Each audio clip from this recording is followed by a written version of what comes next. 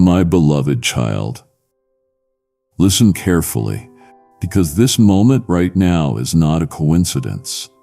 You did not just stumble upon this by accident. I guided you here. I drew you in because there is something I have been holding, not away from you, but for you, and the time has finally come to reveal it. You have cried in secret, haven't you? You have asked me why there has been such a delay, why the silence has felt so loud. You have looked at closed doors and unanswered prayers, and you have wondered in the quiet of the night if I had forgotten you. But today, I am answering you, not with a whisper, but with a revelation. What you thought was denied was only delayed, because I was keeping it for this exact moment. What you are about to hear carries the weight of my timing, the fire of my love, and the blueprint for your next step. This is holy ground we're standing on. If you listen with your spirit, it will shift the atmosphere of your entire life. So do not scroll. Don't pause. Don't treat my word like background noise. What I have kept for now is not something you can afford to miss. If this word is stirring something in you, pause the video now and tap subscribe or follow, so you stay positioned for every next word. Don't miss the moment when heaven moves. Stay with me until the end, and I will speak into places of your heart that none else can reach. If you ignore this, you might walk away from the very moment I have ordained for your release. I am the Lord your God, and I do not waste your words. Every second of this message is time spent with eternity. Now breathe. Open your heart and hear me speak. I have kept this for now, for you. My child, listen closely. I have never been late, not once. I do not delay as man delays. I align, I own the clock. I govern the movements of time itself. I am not bound by your calendars or your deadlines. I dwell in eternity, yet I step into your moments with absolute precision. What you have called waiting, I have called preparing. What you thought was a pause, I intended as preservation. Don't mistake my silence for forgetfulness or my timing for neglect. I have kept something sacred for you, not to punish you, but to protect you from receiving too soon what you were not yet prepared to carry. You were crying out, asking, "When, Lord?" And I heard every tear behind the words. I saw the way you looked toward others, watching them receive what you longed for. I know how deeply your heart ached when the door stayed shut. But child, the door was not locked. It was sealed by my hand, awaiting my appointed hour. I know the weight of your dreams. I know the cost of your faithfulness. I know how much it hurts to hope without evidence, to believe without our reward in sight. But I ask you now, will you trust my timing even when it doesn't match your own? Pause now and just breathe in my presence. Let the weight of striving fall off your shoulders. I did not ask you to manufacture miracles or to pry open doors I have chosen to keep shut for a season. I ask you to trust, to wait with hope, to walk with me even when the path seems still. You see a delay, but I see divine alignment. Is the moving of hearts, the shifting of circumstances, the growing of your roots. You are not stagnant. You are not forgotten. You are being established, and what I kept for you was never discarded. It was reserved, wrapped in my wisdom, guarded by my goodness. You think you've missed it, but I say to you, nothing I ordained for you will pass you by. What is from me cannot be stolen, lost, or delayed without purpose. My plans are not fragile, they are fortified. So lift your eyes and wipe your tears. I want you to see beyond the delay into the deeper work I am doing within you. I have been pruning your pride, refining your motives, strengthening your trust. I have been enlarging your capacity to receive without breaking, to carry without boasting. I have not denied you. I have defended you from what would have overwhelmed you prematurely. Wait well, my beloved, for those who wait upon me shall renew their strength. They shall rise soaring above anxiety, above confusion, above every whisper that says God has forgotten you. I have not, I never will. I am the God who remembers, the God who watches, the God who preserves and provides. If this is connecting with your heart, type "I'm waiting" in the comments right now. Let us pray with you in this moment. Your first step of confession releases heaven's favor. Trust me now. Trust the slow unfolding of my will. You want the gift, but I want to give you more than that. I want to give you the maturity to hold the gift without withholding you.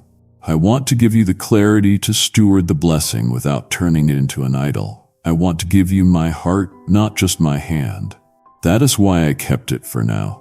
I kept it because I love you too much to give it too soon. I withhold no good thing from those who walk uprightly, but I release all things when the time is right. And the time, my child, will not be determined by fear or pressure or demand. It will come as surely as the dawn, as beautifully as the blossom after the long winter. You are not late. You are not behind. You are right where I need you. In my hands, beneath my gaze, wrapped in my timing, step into the stillness of this truth. Lay down your anxious timelines.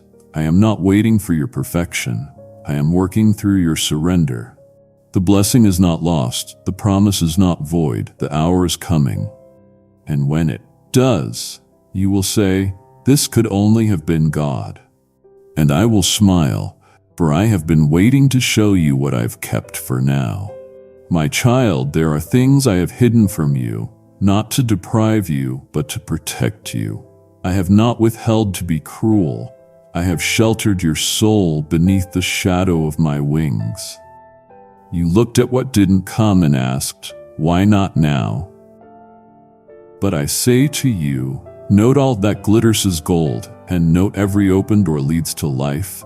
Is a what was ahead, is all the weight you could not yet carry, the burden dressed as a blessing, the trap disguised as an opportunity, is paired you, is shielded you from the hidden cost of early access, from premature promotion that would have crushed the very heart I was shaping. There were things you asked me for, pleaded for, even wept for in the script place, and I listened. I held your prayers close, treasured in the chambers of eternity. But I did not move when you asked, not because I ignored you, but because I love you more than you understood. If I had answered too soon, you would have received the right thing in the wrong season. And my child, even a gift from heaven, if delivered out of time, can become a snare. Trust my no, trust my not yet. Trust the quiet walls I built around you. You thought they were prisons, but they were protection. I saw the cracks in the opportunity. I heard the whispers behind the offer. I discerned what your eyes could not see. I saw how one yes, too soon, could have stolen years from your destiny. And so I intervened. I stepped in between you and what you thought you wanted. Not to crush you, but to cultivate you, to preserve the purity of your calling. If you sense God protecting you right now, consider joining our free weekly prayer circle link in the description, and surround yourself with those who will stand with you in this season. You ask, but wasn't I ready? And I say to you, ready in desire does not always mean ready in strength. I was still rooting identity in your soul, still building discernment in your spirit. There were parts of you that needed to heal before I could trust you with the influence you were praying for. Just as a parent hides sharp objects from a child they love, I have hidden dangerous things from your sight, not to punish you, but because I treasure you. Do not despise my divine detours. Do not grieve what I have pruned. What you thought was rejection was redirection. What you saw as silence was shielding. I removed the counterfeit so your heart would be reserved for what is true. I disrupted your plan so that my perfect will could prevail. I closed the door because on the other side was a thief. Not of things, but of peace, purpose, and presence. I am jealous for your wholeness. I am fierce about your becoming. So breathe. Stop striving. Stop looking back at what didn't happen. What I kept from you was never meant to harm. It was meant to hold you safe until the appointed time. I protected your spirit while I grew your character. And when the fullness of time comes, what I've preserved will come forth, not to break you, but to bless you.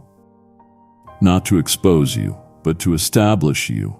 What I hid, I held in loving hands, and what is in my hands is always secure. My beloved, I know the ache of longing. I have seen you pacing the floor in silent rooms, wondering if I had forgotten the promises I whispered to your heart. I have heard your sighs when doors stayed shut and dreams felt distant. But I did not forget. I did not abandon.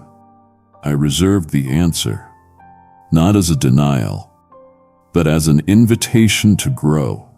You asked for the fruit, but I had to tend the roots. I had to deepen you before I could elevate you. You see, the weight of the promise you are called to carry requires depth. If I had delivered it when you first asked, it would have crushed you, not crowned you. I am not interested in giving you blessings that will bend your back and break you. I desire to build within you a strength that can sustain the glory I intend to pour out. And strength, my child, is forged in the silent seasons, in the in-between moments when nothing seems to be moving, but beneath the surface everything is changing. Do not rush the work of your becoming. I am not only the God of sudden miracles, I am the gardener of slow, sacred growth. I prune before I provide. I cut back before I release, because I love you too much to give you a promise that would outgrow your character. You had to become before you could receive. You had to grow before you could grasp the weight of the purpose I prepared. Let this silence not offend you. It has been my classroom. In the quiet, I have taught you to hear my voice, not just seek my gifts. I have trained your eyes to look beyond results into relationship. I delayed not because I forgot, but because I was forming my likeness within you. Every unnoticed day, every hidden effort, every faithful choice made in secret was building muscle in your soul. You thought growth only happened in public. But no, my child, true growth happens in hiddenness, where no one applauds, where no one sees but me. And I have recorded every act of obedience, every sacrifice, every tear. You have not labored in vain, you have not waited in vain. Now rise, embrace the transformation. What I kept until you could carry it with wisdom and humility, until you could steward it without seeking validation, until your heart was more anchored in me than in the promise itself. I never withhold good things from those who walk uprightly, but I do prepare them, shape them, refine them, until they are ready. You are not behind. You are being built. You are not delayed. You are being developed. The blessing is coming not to prove your worth, but to reveal your growth. And when it comes, you will not tremble under its weight.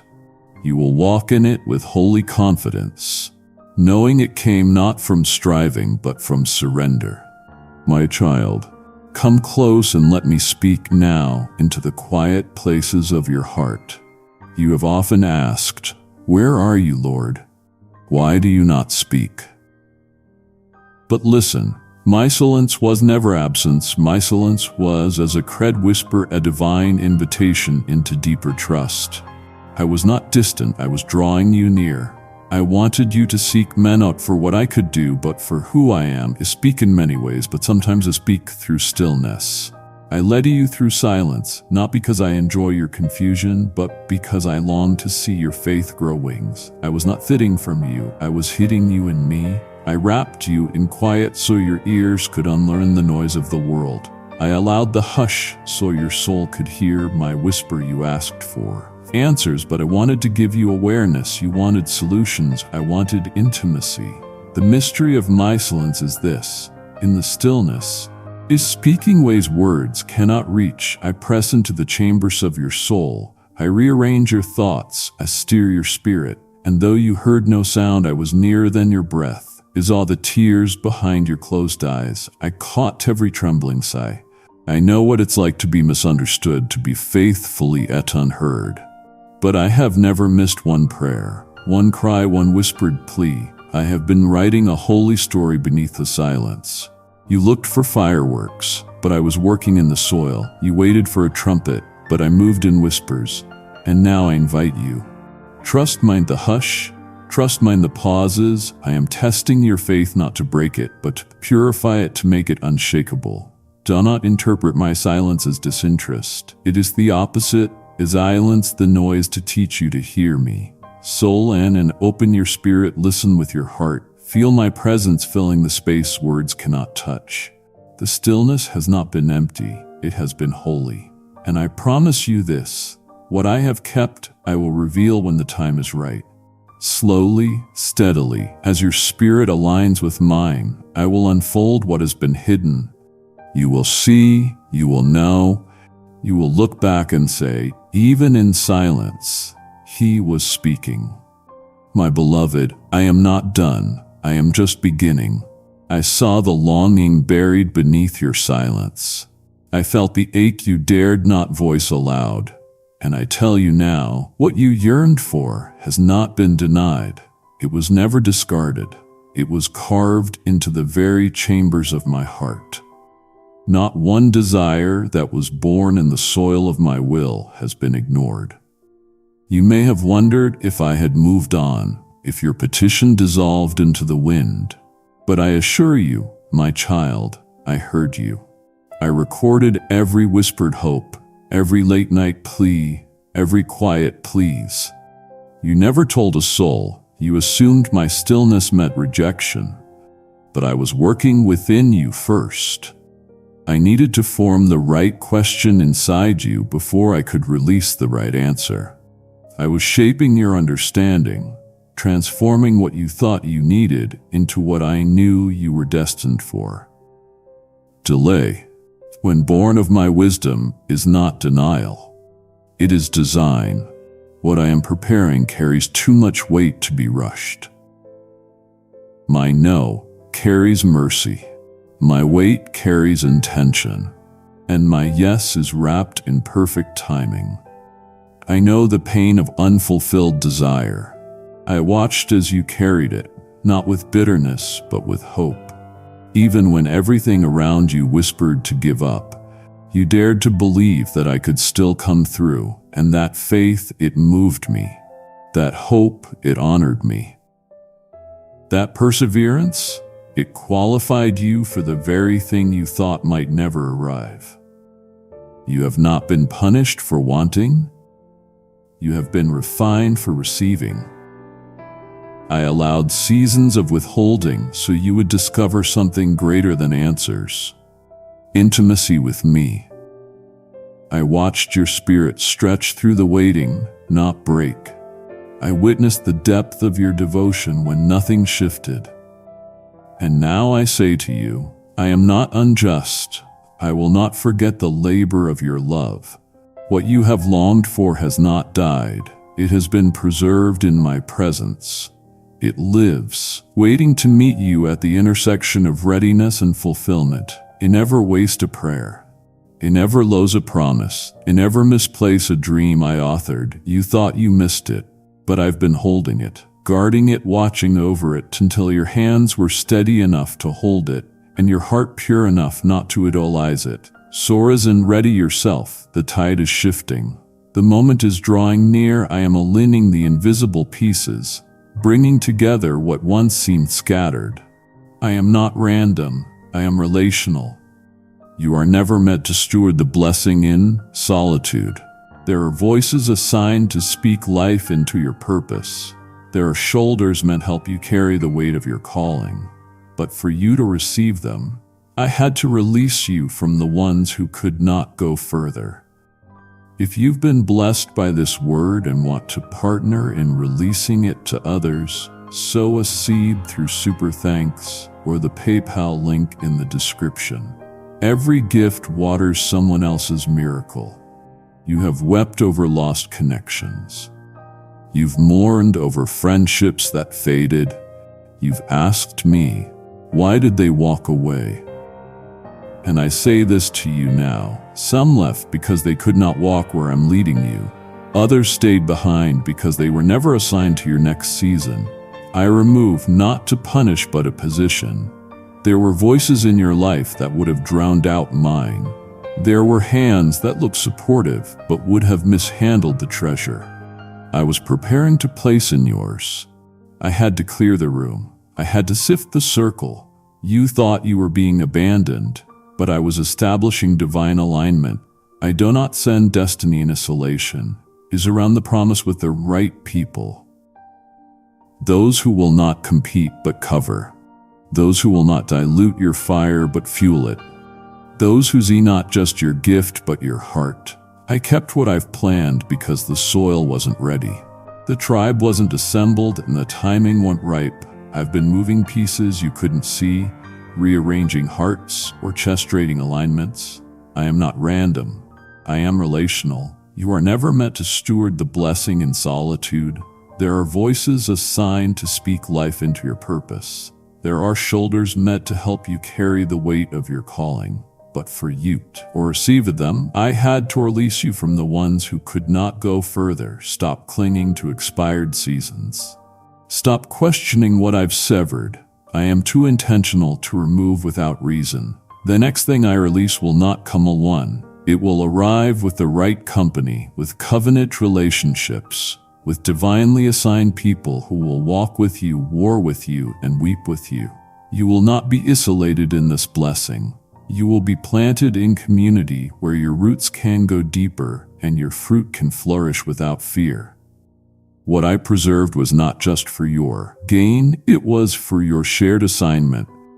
There are lives tied to your obedience. There are destinies waiting to intersect with yours, and when it all comes together, you will understand why I waited. Why is it not yet? I was not just preparing the gift, I was preparing the people. The promise I release will flourish because the ground is now ready. What I kept, I didn't just keep for your lifetime. I kept it for eternity. You asked me for answers. I gave you an assignment. You sought provision. I am giving you purpose that will outlive every dollar, every day, every dream you thought was the pinnacle. I did not guard this blessing so you could simply enjoy it. I guarded it because it carries eternal weight. What I'm about to release through you has kingdom consequences. You thought you were waiting for something small, but I've been shaping something that touches generations. What I hid was holy, what I withheld was wrapped in eternal timing. And now, as your heart grows hungry, not just for answers but for impact, I draw back the veil. I reveal what I've reserved, not for applause, but for alignment with my will. You carry more than you know. You are not just a seeker. You are a steward of sacred things. And I do not place eternal assignments into unready hands. That's why I waited. That's why I stayed silent. That's why I let the spotlight pass over you. Because I was forging something far greater than fame. I was forging legacy. This is bigger than a platform, bigger than success. This is about souls. This is about salvation. This is about being a vessel through which my glory moves. And the moment I release this into your hands, you will feel the weight, not as a burden, but as holy authority. You will walk differently. You will speak with clarity. You will move not as one who begs, but as one who has been entrusted. So prepare yourself. Let go of small thinking. Expand your spirit. What I kept for now, I kept until you could see beyond yourself, until your prayers turned from bless me to use me. until your desire for impact outweighed your desire for ease. Now I am ready, and so are you. The release is not just a moment, it is a movement. And through your yes, others will awaken. Through your obedience, the heavens will open over homes, families, and nations. The impact will not fade when the applause ends. It will echo into eternity.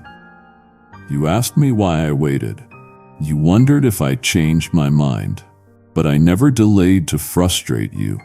I delayed to grow you.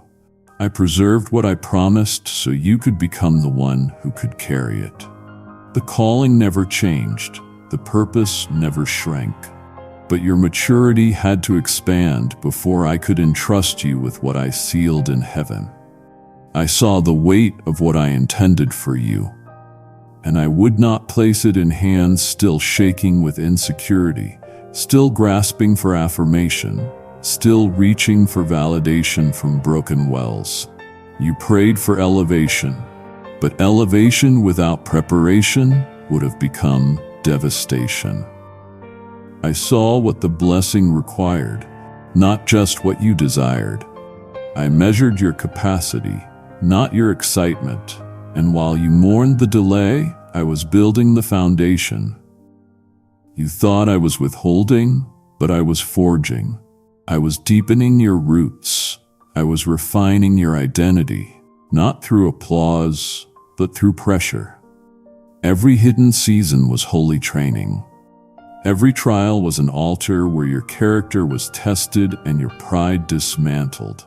I do not rush those I love. I do not release destiny when ego still sits on the throne. So I waited, not because I doubted you, but because I believed in what you could become when fully formed by my hand. Maturity is not measured by age, but by surrender. And you, my child, have surrendered in silence when no one saw. You have obeyed when it cost you. You have remained when walking away would have felt easier. Now you are ready, not perfect, but postured, faithful. You do not just want the gift, you want to steward it. You no longer crave platforms, you crave my presence. And that is the soil in which my greatest blessings take root. You have passed through the fire not to be burned but to be refined. And you are ready, not perfect, but postured, faithful. And I can work with that. I can build through that. I can release what I've held knowing it will not steal your devotion or distract your purpose. So take heart. What I am placing in your hands now is not a reward. It is a responsibility soaked in divine trust. Walk carefully, carry it boldly, and never forget who gave it. Let your humility be the fragrance that surrounds your favor. Let your worship rise higher than any recognition. For what I kept, I now release, not for status but for stewardship. And I am with you every step you take. If this word has stirred you, declare it now. Type, "I trust you, God," in the comments, and then share this message with one person who needs hope today. Your agreement unlocks testimony. My child, I know how many times you felt like you almost had it. The opportunity that looked perfect, the relationship that seemed aligned, the door that creaked open and then slammed shut before your hands could reach it. You thought I was teasing you. You wondered if I was testing your hope, but I was never tormenting you. I was protecting you. What you saw as rejection was really redirection. I allowed the counterfeit to come close, not to confuse you, but to refine your discernment. There were offers wrapped in beauty but laced with deception. Some looked like blessings but carried thorns, and if I had allowed you to take them, they would have pierced your peace, poisoned your purpose, and entangled you in things never meant to touch your destiny. So I intervened. I stood between you and what you thought you wanted. Not because I was cruel, but because I knew what was hidden beneath the surface. I do not let my children settle for shadows when I have reserved the light. Yes, I let the almosts come. Yes, I let the illusions rise. But it was to train your spirit to stop chasing the appearance of goodness and start waiting for the presence of my glory. Not all that glitters is gold. Not every good thing is a God thing. I did not send everything that knocked on your door, and that unease in your soul, that quiet nudge to walk away, that was me. That was my spirit guarding your gates. You asked me for clarity. I gave it through closed doors. You asked me for wisdom. I gave it through withheld answers. I let the wrong thing rise so the real thing wouldn't be compromised. Because what I am preparing for you cannot be entangled with false alignments. My promise is too pure. My timing is too precise. My calling over your life is too weighty to be watered down by premature decisions. So stop grieving the counterfeits. Stop replaying the almost. What I removed on purpose. I will not bless a bond that would suffocate your anointing. I will not open a path that leads you into pride, distraction, or destruction.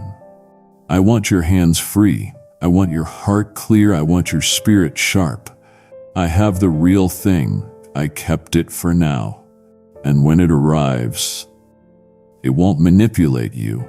It won't pressure you.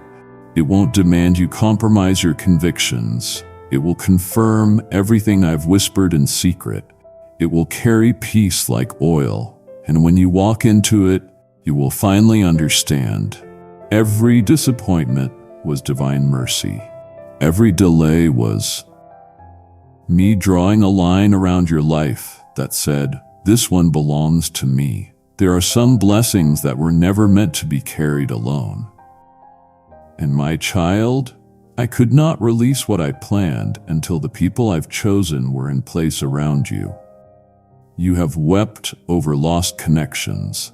You've mourned over friendships that faded. You've asked me, why did they walk away? And I say this to you now, some left because they could not walk where I'm leading you. Others stayed behind because they were never assigned to your next season. I remove not to punish but to position. There were voices in your life that would have drowned out mine. There were hands that looked supportive, but would have mishandled the treasure I was preparing to place in yours. I had to clear the room. I had to sift the circle. You thought you were being abandoned, but I was establishing divine alignment. I do not send destiny in isolation. I surround the promise with the right people. Those who will not compete but cover. Those who will not dilute your fire but fuel it. Those who see not just your gift but your heart. I kept what I've planned because the soil wasn't ready. The tribe wasn't assembled and the timing wasn't ripe. I've been moving pieces you couldn't see, rearranging hearts, orchestrating alignments. I am not random. I am relational. You are never meant to steward the blessing in solitude. There are voices assigned to speak life into your purpose. There are shoulders meant to help you carry the weight of your calling. But for you, or receive of them, I had to release you from the ones who could not go further. Stop clinging to expired seasons. Stop questioning what I've severed. I am too intentional to remove without reason. The next thing I release will not come alone. It will arrive with the right company, with covenant relationships, with divinely assigned people who will walk with you, war with you, and weep with you. You will not be isolated in this blessing. You will be planted in community where your roots can go deeper and your fruit can flourish without fear. What I preserved was not just for your gain, it was for your shared assignment. There are lives tied to your obedience. There are destinies waiting to intersect with yours. And when it all comes together, you will understand why I waited. Why is it not yet? I was not just preparing the gift. I was preparing the people. The promise I release will flourish because the ground is now ready. What I kept, I didn't just keep for your lifetime. I kept it for eternity.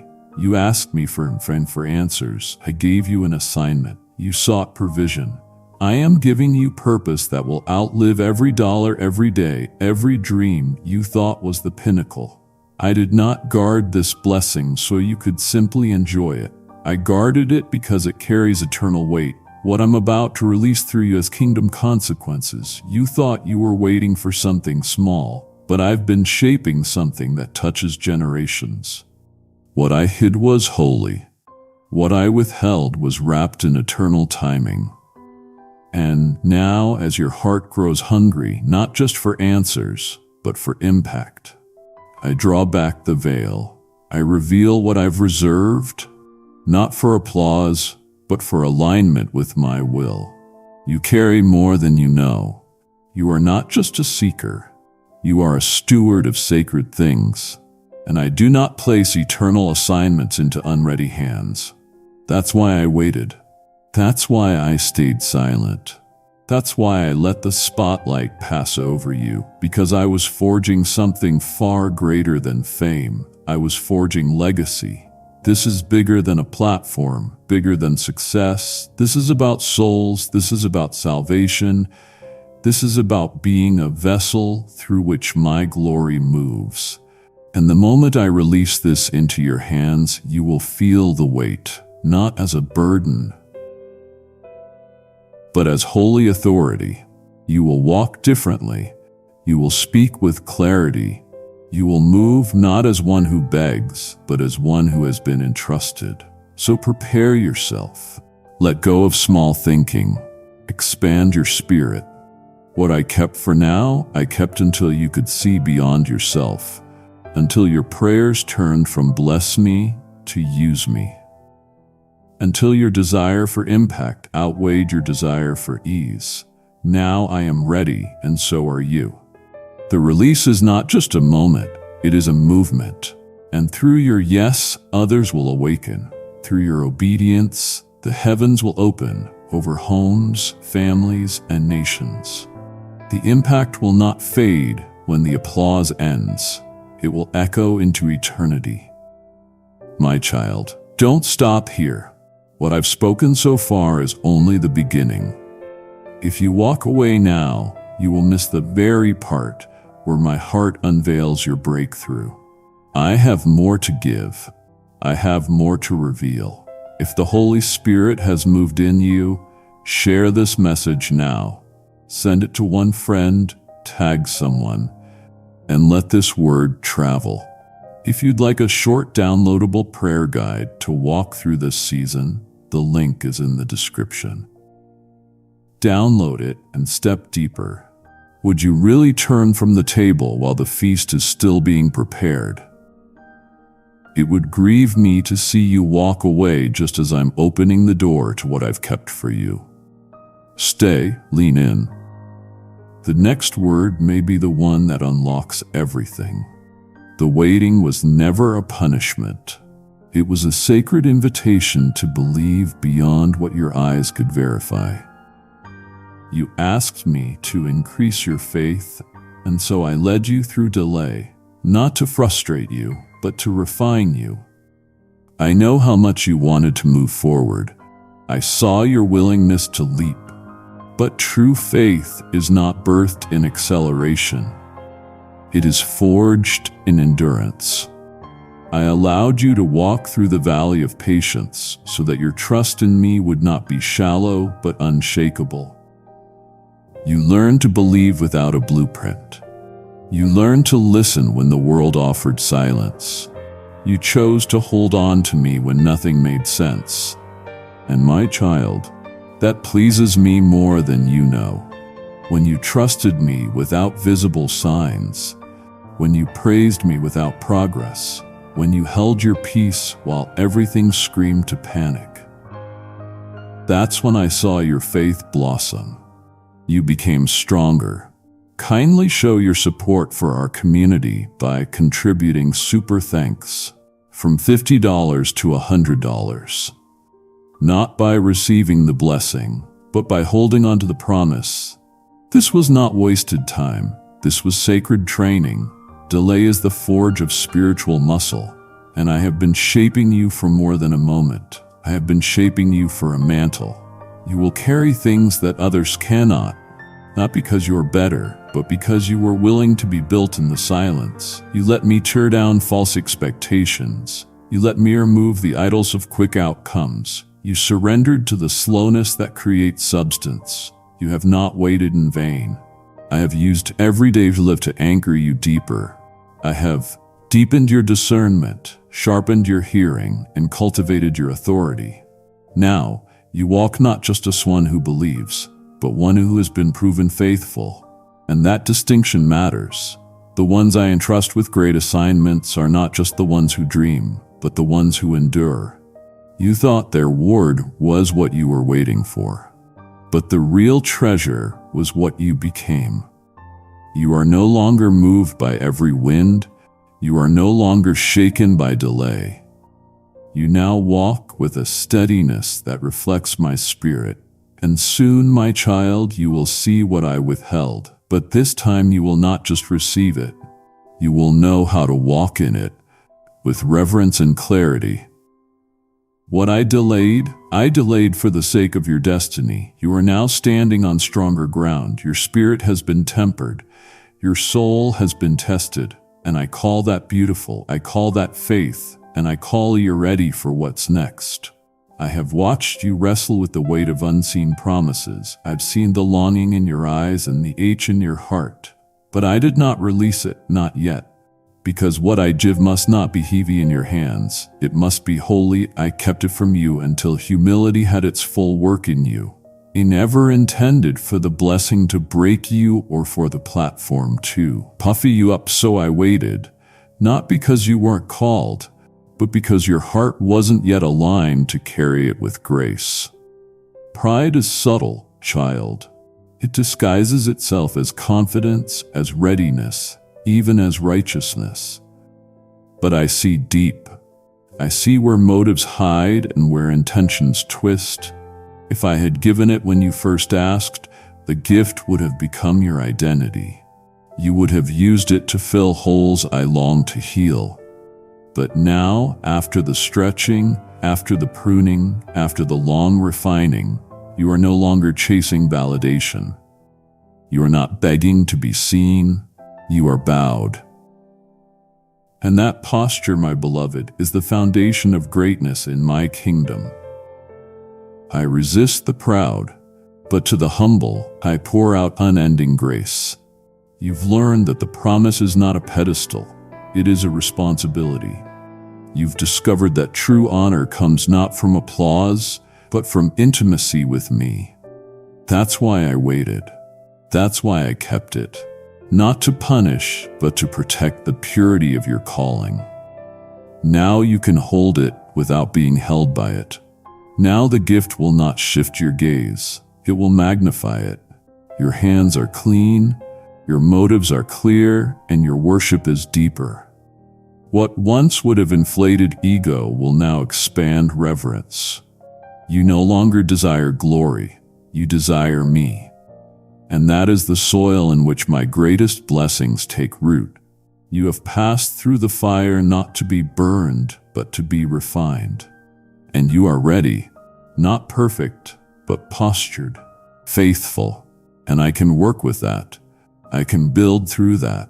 I can release what I've held, knowing it will not steal your devotion or distract your purpose.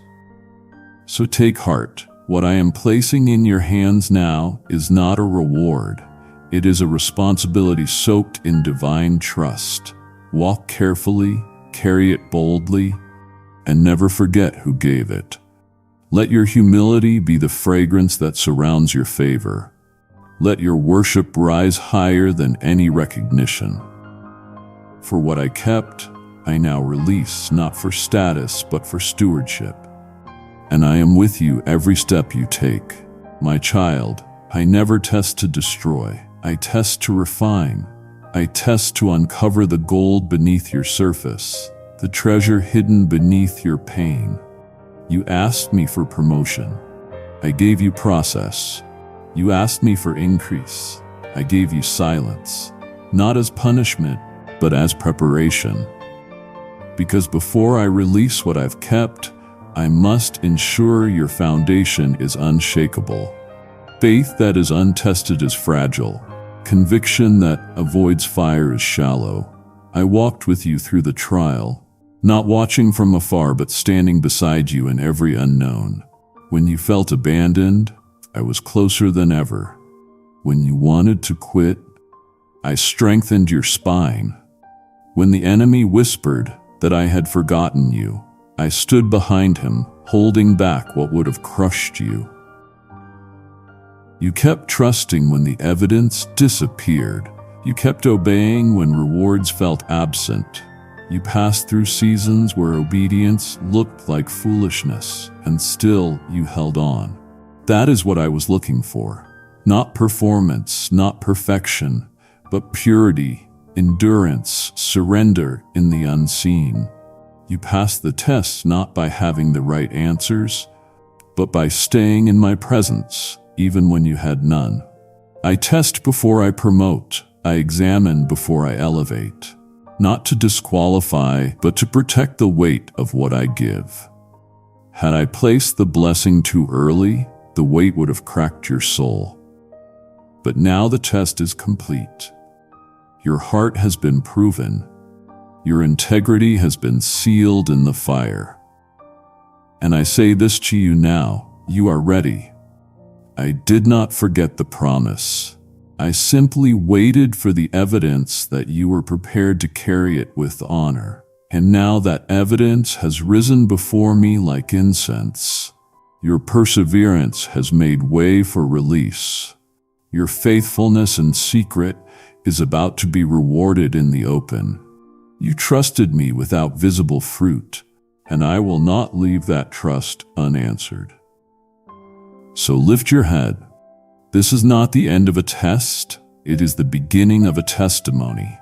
What I've kept for now is coming forth not as a mystery, but as a manifestation.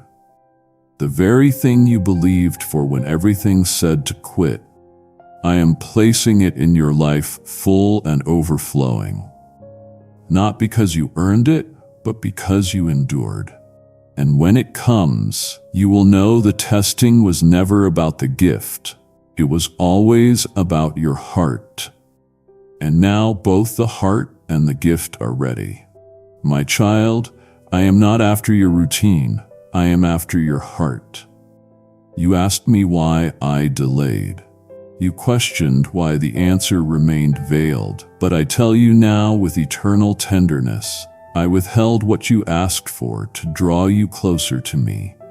I hid the gift so you would pursue the giver. I longed for intimacy, not transaction. I yearn for connection, not just obedience. You have learned to seek my hand, but in the silence, I have taught you to seek my face. In the waiting, I became your portion. In the quiet, I became your anchor. And in the longing, you discovered a truth most never grasp, that I alone am enough. Before the blessing came, I became your blessing.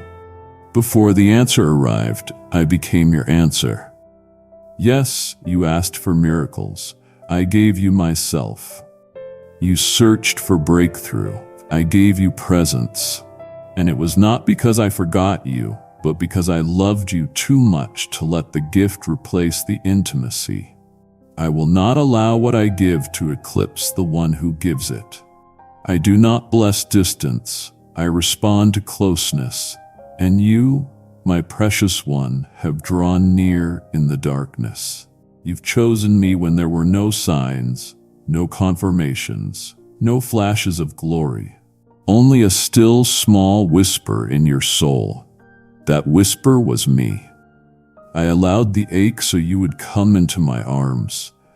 I allowed the delay so your heart would beat in rhythm with mine. This wilderness wasn't punishment, it was a sanctuary. It stripped away distractions, exposed the idols, and revealed the ache that only I could fill. And when all else fell silent, I was the song that remained. You grew in the waiting, not just in wisdom, but in love. You learned to rest your head on my chest, not just knock at my gates. You began to linger, not just ask. You came not to get, but to dwell. That is what I longed for. That is what I desired above all. You became mine in a deeper way, and I became yours in a way no blessing could substitute. Now, because I have your heart, I can place the promise in your hands. And now, because you desire me more than the miracle, I can trust you with both. What I kept was sacred. It could only be released in the context of intimacy. It was never just about the timing of events. It was about the closeness of your heart. So come near still. Dwell with me, even in abundance. Don't let the blessing draw you away from the altar. I am your home. I am your source. And from this sacred closeness, everything you need will flow like rivers from the throne. I do not share my glory with another. And what I have kept for now, I have kept so that when it arrives, there will be no confusion about who made it happen. I did not delay to tease you. I delayed to magnify myself through you. I wanted your testimony to be unmistakably mine. You have walked through seasons where no man could help you. You cried out and none answered. You were pressed beyond what your strength could bear. And it was in that place I planted my purpose. You were emptied, not abandoned. I stripped away every illusion of self-dependence so that when I moved, the only name exalted would be mine. I withheld the answer so that when it came, it would shut the mouths of the mockers. I hid the breakthrough so that when it emerged, it would silence every lie of the enemy. I prolonged the unveiling so that when it arrives, no one, not even you, will dare take credit for it. This is how I work. I wait until the odds are impossible, so the victory becomes undeniable. I let death knock so resurrection stuns. When I bless with fire. When I show up, I part seas, shake mountains, and rewrite stories. And what I am releasing in your life carries that weight. It is not light, it is not casual, it is not ordinary. It is marked with my fingerprints, branded with my glory. It will not make people praise your name. It will cause them to fall on their knees and say, "Only God could have done this." You've wondered why I didn't answer when it was easier, why I didn't move when the path was smoother. But I waited until the moment your hands couldn't force it and your heart couldn't fake it. Because I needed you still enough to receive it and others broken enough to witness it. What I give now will not just bless you, it will awaken those around you. It will open eyes, it will soften hearts, it will proclaim, "The Lord, He is God." And all who see it will know this was not man's doing, it was mine. I kept it for now so that no glory would be misplaced. I am the author, I am the finisher, and this next chapter will scream my name from the mountaintops. Beloved, if only you could see what's waiting in the next moment. I have preserved these final words with great care. They carry the fire of my glory and the weight of my promise. To turn away now would be to close your ears to the very whisper that could shift your season. I am revealing mysteries. Do not treat my words as common. Do not close your heart now. Honor me by finishing what is started in you. You thought it slipped through your fingers. You wept over what you assumed was gone forever. You whispered, "Did I miss it?" and buried dreams under the soil of regret. But hear me clearly, child.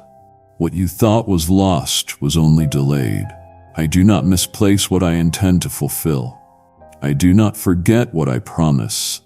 I am the God who restores, the God who remembers, the God who redeems what feels ruined. I watched you mourn what I had not buried. I saw the tears you shed over times that didn't match your plans. I felt the ache of your unanswered prayers. not as noise, but as incense rising to my throne. And I say this now with fierce, unshakable love. I have not forgotten. What you laid to rest, I was still cultivating. What you gave up on, I was still preparing. The delay was not denial. The pause was not rejection. It was preservation. You could not see what I was shielding you from. You did not know what battles I was winning behind the veil. While you grieved, I was guarding. While you surrendered, I was strategizing. And now the season of restoration has come. I am the Lord who restores lost years, lost moments, lost opportunities. I redeem time itself. I fold what seemed broken into beauty.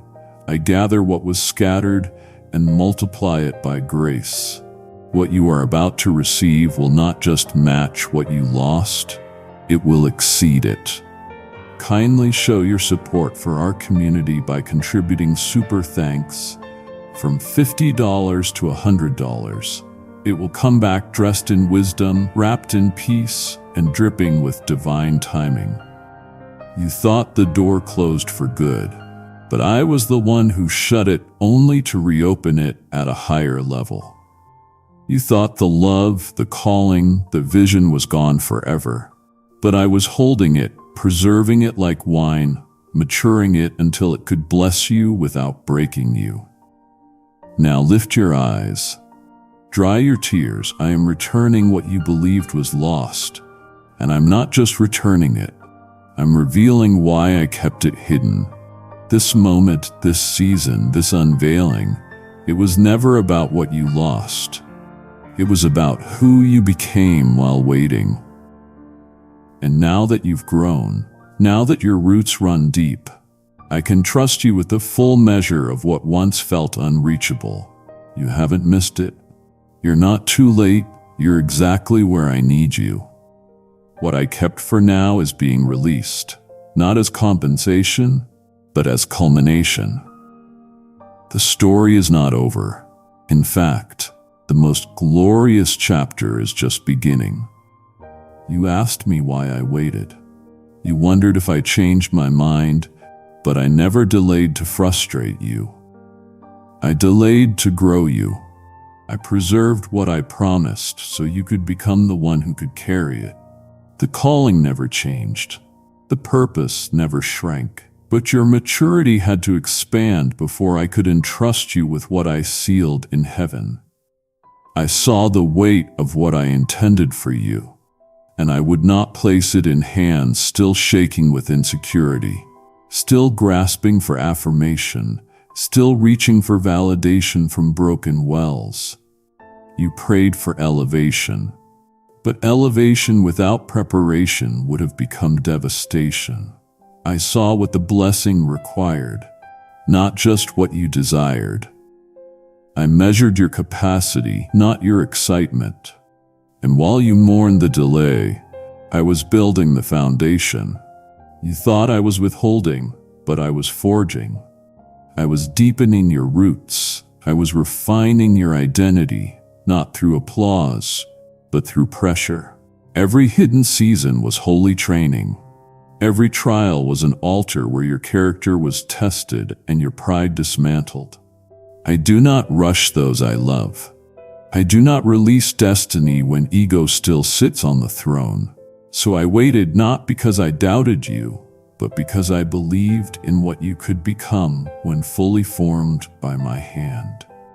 Maturity is not measured by age, but by surrender. And you, my child, have surrendered in silence when no one saw. You have obeyed when it cost you. You have remained when walking away would have felt easier. Now you are ready. Not perfect, but postured, faithful. You do not just want the gift, you want to steward it. You no longer crave platforms, you crave my presence, and that is the soil in which my greatest blessings take root. You have passed through the fire not to be burned, but to be refined. And you are ready. Not perfect, but postured, faithful. And I can work with that. I can build through that. I can release what I've held, knowing it will not steal your devotion or distract your purpose. So take heart. What I am placing in your hands now is not a reward. It is a responsibility soaked in divine trust. Walk carefully, carry it boldly, and never forget who gave it. Let your humility be the fragrance that surrounds your favor. Let your worship rise higher than any recognition. For what I kept, I now release, not for status, but for stewardship. And I am with you every step you take. You pleaded for the blessing, you fasted for the door to open. But what I desired was not just your request. I desired your reason. I listened not only to your words, but to the posture beneath them. I watched as you asked for breakthrough, and I tested the intention behind your prayer. Not to shame you, but to purify you. For what I give carries too much weight to be driven by shallow motives or selfish ambition. I not pour glory into vessels, still thirsting for applause. I delayed not because I'd need, but because I discerned. I withheld not out of rejection, but out of protection. I had to refine the fire within you, strip away the subtle idols and confront the silent cravings for validation. You'd not even see them. But I did. I saw the version of you that would have used the gift to make a name instead of make a difference. I saw the subtle compromises that would have emerged if I had answered too soon, so I waited. I sanctified your desires. I purified your pursuit. Your why began to shift, slowly, sacredly. I watched as the spotlight became less attractive and my secret place more compelling. I saw when your prayers stopped revolving around success and started flowing from surrender. You stopped asking to be known and began asking to be faithful. That, my child, was when the refinement was complete. Not when your actions changed, but when your motives bowed. Now I can trust you, not because you have perfected your heart, but because you've yielded it. You no longer measure purpose by platform. You no longer confuse influence with intimacy. What you want now is not to be elevated, but to be used. That posture unlocks heaven. That posture invites me to move. What I am about to release will test you again. But now your motives are anchored. You do not seek the gift for yourself. You seek it to fulfill what I have placed within you. And because your intentions align with my purpose, I will release what I once restrained. This is not about being worthy. It's about being willing with a pure heart and clean hands. I bless according to purpose, not performance. I open doors for those whose motives match my mission, and you, my child, have allowed me to refine yours in the fire of delay. Now watch. What I pour out will not stir pride, it will stir praise. What I release will not elevate ego, it will expand eternity. This was never about the thing, it was about the posture. And now that your heart is in rhythm with mine, I unlock what I kept. You enter now, not with entitlement, but with reverence. For what I give is holy, and I only entrust what is holy to those who carry my heart. You do not always understand my ways. You have questioned my silence. You have wrestled with my pace. But I tell you this now, I am not a man who must explain himself. I am God. I do not answer to time. Time answers to me. I do not yield to pressure. I shape destiny by my divine decree. What I kept to show you that no human, no circumstance, no force of darkness holds power over your life. I alone reign. You've tried to calculate the delay. You searched for reasons, but the reason is simple. I do what pleases me, and what pleases me is always right. You could not have manipulated this moment. You could not have strategized your way into it. This is not about being deserving. This is about divine order. I hold the times and seasons in my hands. I orchestrate beginnings and endings. I close doors no man can open, and open gates no demon can shut. And in that delay, I was not distant. I was drawing you into surrender. I let you come to the end of your wisdom so you would lean into mine. I allowed you to feel powerless so that you could experience the fullness of my sovereignty. You thought the silence was abandonment, but it was authority in disguise. I was proving to you that I alone direct the steps of the righteous. Now, because you have learned to yield, I can move freely. Your surrender is not weakness, it is the door to power. I will do now what no man could orchestrate. I will move in a way that silences every doubt. This release will be a declaration of who I am, not just what I give. I do not need conditions to be perfect. I create perfection by my presence. You are not waiting on chance. You are not hoping in luck. You are aligned with me. And what I say is final. No delay has canceled what I have decreed. What I kept was never at risk of being lost. It was protected by the same sovereignty that holds the galaxies together.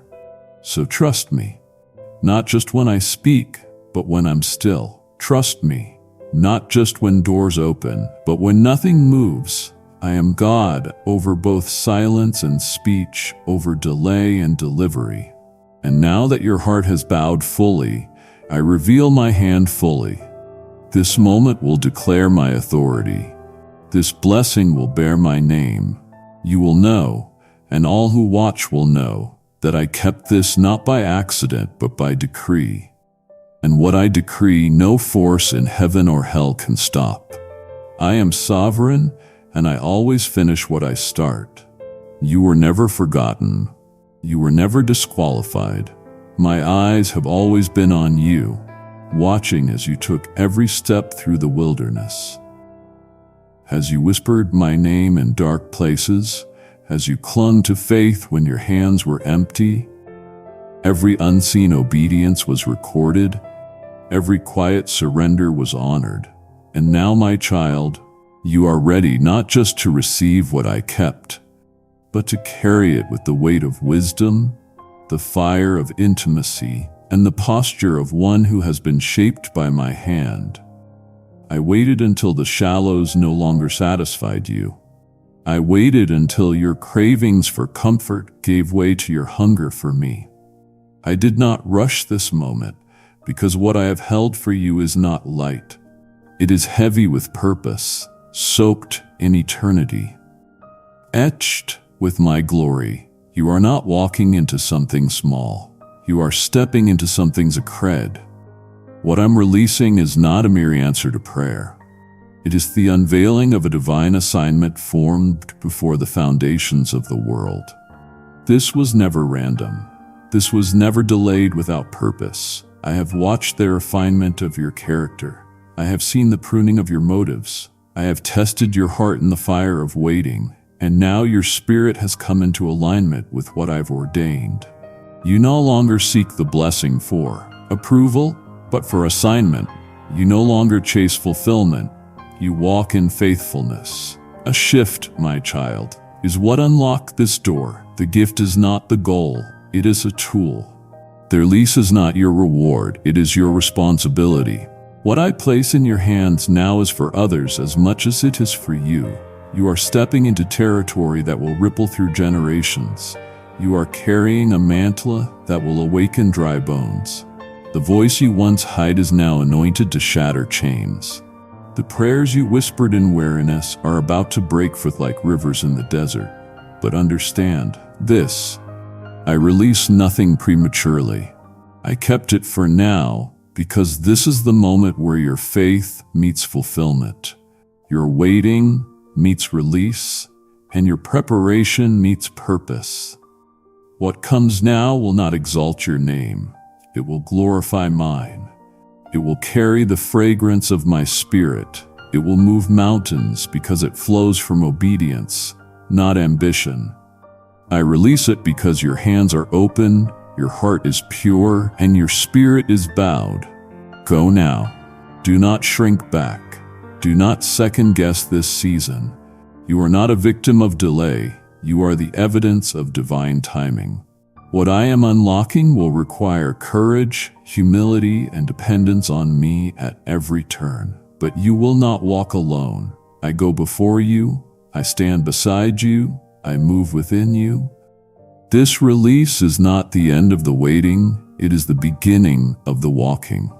Carry it well, steward it with trembling, and as you move forward, remember, what I kept was never lost. It was reserved, it was refined, and now it is revealed. Step into it.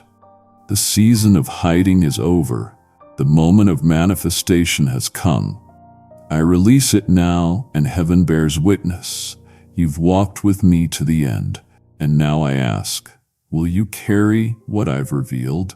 You're not just watching a video, you're standing on holy ground where I kept something sacred for your soul.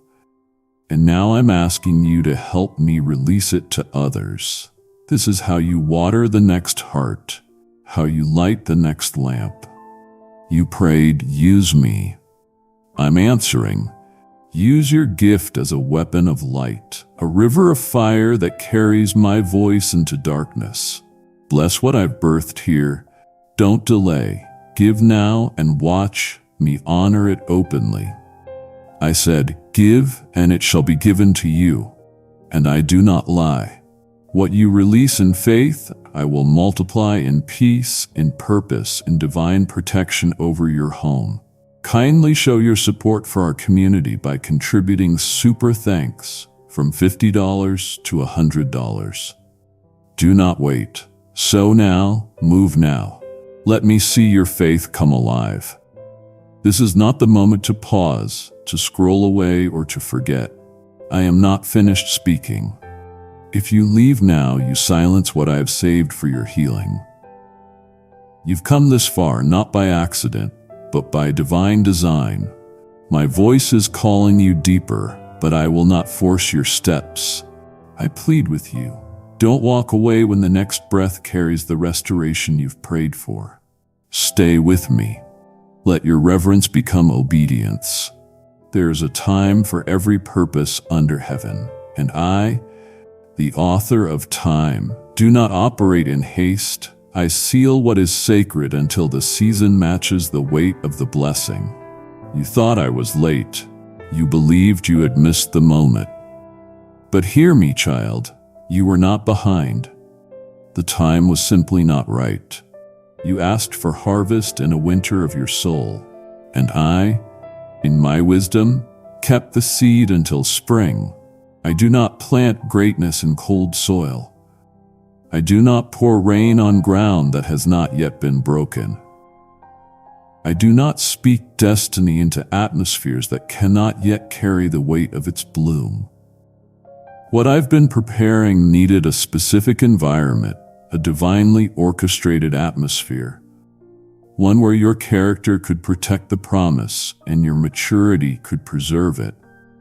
And so I sealed it, not to hide it from you, but to protect what I was shaping in you. You've looked at others and wondered why their doors opened while yours remained shut. But I was not comparing you to them. I was cultivating something deeper in you, something that would endure storms and seasons. Your timing is not your timing, and their season is not your season. What I have written over your life does not expire because my promises are not fragile. They are eternal. They do not wilt under pressure. They do not shift with public opinion. They move in alignment with my appointed time. I sealed the blessing not just for protection, but for purpose. Had I released it too soon, it would have collided with chaos. Had I unveiled it in the wrong moment, it would have fallen into soil that could not sustain it. I withhold not from indifference, but from insight. I see the full landscape. I see what lies ahead. I see what must still be uprooted before the fruit can flourish. Now you stand in a threshold moment. The winds are changing. The spiritual atmosphere has aligned. What once felt like delay is now transforming into divine readiness. And though you do not always feel prepared, I assure you, I have prepared you through every quiet season, through every hidden test, through every night where you clung to hope by a thread. I was cultivating strength. The fire that didn't consume you, it refined you. The silence that didn't break you, it built you. You're standing in the early light of fulfillment. The door is creaking open, the seal is breaking, not because of effort, but because the time has come. What I once held back is now rising like dawn over your life. But do not rush it. Do not try to force what I have sovereignly orchestrated. The blessing will not be late. It will arrive with the fragrance of divine timing and the confirmation of peace. Stay alert. Remain faithful. Walk humbly. What I kept for now is awakening. What I sealed is being released. And when it comes, it will bear the unmistakable signature of heaven. This came from the Lord. There are things I could not give until your hands released what was never meant to be held forever. I asked you to surrender, not because I wished to take something from you, but because I longed to place something greater in your grip. You were holding too tightly to what I was trying to move. And until you let it go, there was no room for what I reserved. I do not pour new wine into old skins. I do not crown hands still clinging to idols. I waited patiently and with deep love until your will bowed to mine. You had to be emptied of control, stripped of false safety, and loosed from attachments that look like comfort but bred limitation. I saw what you could not see, that what you gripped was good for a season, but deadly for the next.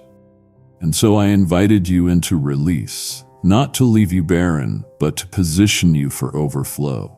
You asked me why the blessing was delayed, but the truth is the delay wasn't mine. It was the consequence of full hands. You cannot receive the miraculous while still hoarding the familiar. And though it cost you, though the letting go felt like grief, I was closer than ever. I caught every tear. I stood behind you when you felt alone. I whispered through the loss, "Trust me, I have more." You thought surrender meant loss, but it was the key to my abundance. I do not take without intention. I do not require death to joy, but death to dependency on anything that replaces me. When you let go of the old dreams, I began breathing life into the new ones. When you unclenched your fists, I readied my hand to place destiny into your palm. Your surrender moved me. Not your striving, not your religious effort, but the quiet yes in the dark. That unseen moment where you said, "Even if I don't understand, I still choose you." That's when the shift began. That's when heaven responded. That's when angels were released to guard what you could not yet see. Now the time of release has come. Because you let go, I can now place what I have reserved. What I give you next will not compete with your loyalties. It will anchor your worship. It will not pull you away from me. It will drive you deeper into me. And you will not carry it with fear because it will arrive in peace. My gifts come with no sorrow, no guilt, no torment, only the sweetness of obedience fulfilled. So lift your eyes, lift your hands. I am pouring now. I am placing into your life what I've kept hidden behind the veil of surrender. Let gratitude rise in you, not just for what's arriving, but for what I removed to make space for it. What you laid down, I have seen. What you offered, I have blessed. And what you thought you lost, I am returning in multiplied glory. You have been tested, not to prove your worth, but to reveal your depth. My child, I never test to destroy. I test to refine. I test to uncover the gold beneath your surface, the treasure hidden beneath your pain. You asked me for promotion, I gave you process. You asked me for increase, I gave you silence. Not as punishment, but as preparation. Because before I release what I've kept, I must ensure your foundation is unshakable. Faith that is untested is fragile. Conviction that avoids fire is shallow. I walked with you through the trial, not watching from afar, but standing beside you in every unknown. When you felt abandoned, I was closer than ever. When you wanted to quit, I strengthened your spine. When the enemy whispered that I had forgotten you, I stood behind him, holding back what would have crushed you. You kept trusting when the evidence disappeared. You kept obeying when rewards felt absent. You passed through seasons where obedience looked like foolishness, and still you held on. That is what I was looking for. Not performance, not perfection, but purity, endurance, surrender in the unseen. You passed the test not by having the right answers, but by staying in my presence, even when you had none. I test before I promote. I examine before I elevate, not to disqualify, but to protect the weight of what I give. Had I placed the blessing too early, the weight would have cracked your soul. But now the test is complete. Your heart has been proven. Your integrity has been sealed in the fire. And I say this to you now. You are ready. I did not forget the promise. I simply waited for the evidence that you were prepared to carry it with honor. And now that evidence has risen before me like incense. Your perseverance has made way for release. Your faithfulness in secret is about to be rewarded in the open. You trusted me without visible fruit, and I will not leave that trust unanswered. So lift your head. This is not the end of a test. It is the beginning of a testimony. What I've kept for now is coming forth not as a mystery, but as a manifestation. The very thing you believed for when everything said to quit, I am placing it in your life full and overflowing. Not because you earned it, but because you endured. And when it comes, you will know the testing was never about the gift. It was always about your heart. And now both the heart and the gift are ready. My child, I am not after your routine. I am after your heart. You asked me why I delayed. You questioned why the answer remained veiled. But I tell you now with eternal tenderness, I withheld what you asked for to draw you closer to me. I hid the gift so you would pursue the giver. I longed for intimacy, not transaction. I yearn for connection, not just obedience. You have learned to seek my hand, but in the silence I have taught you to seek my face.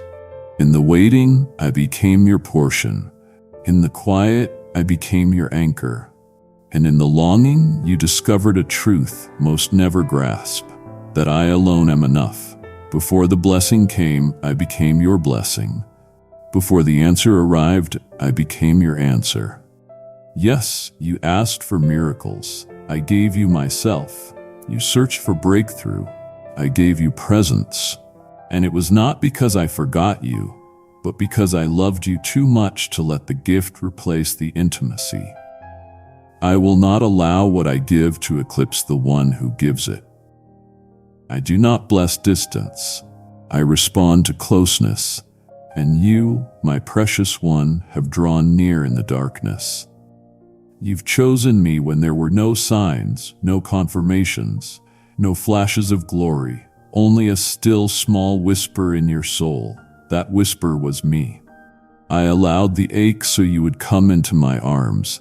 I allowed the delay so your heart would beat in rhythm with mine.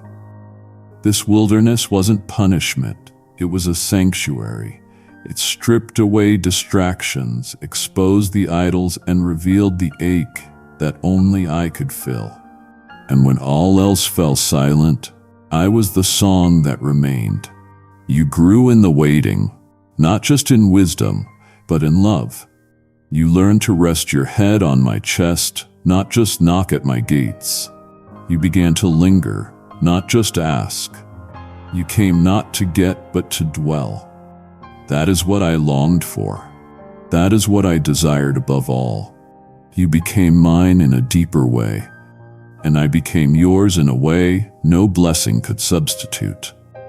Now, because I have your heart, I can place the promise in your hands. And now, because you desire me more than the miracle, I can trust you with both. What I kept was sacred.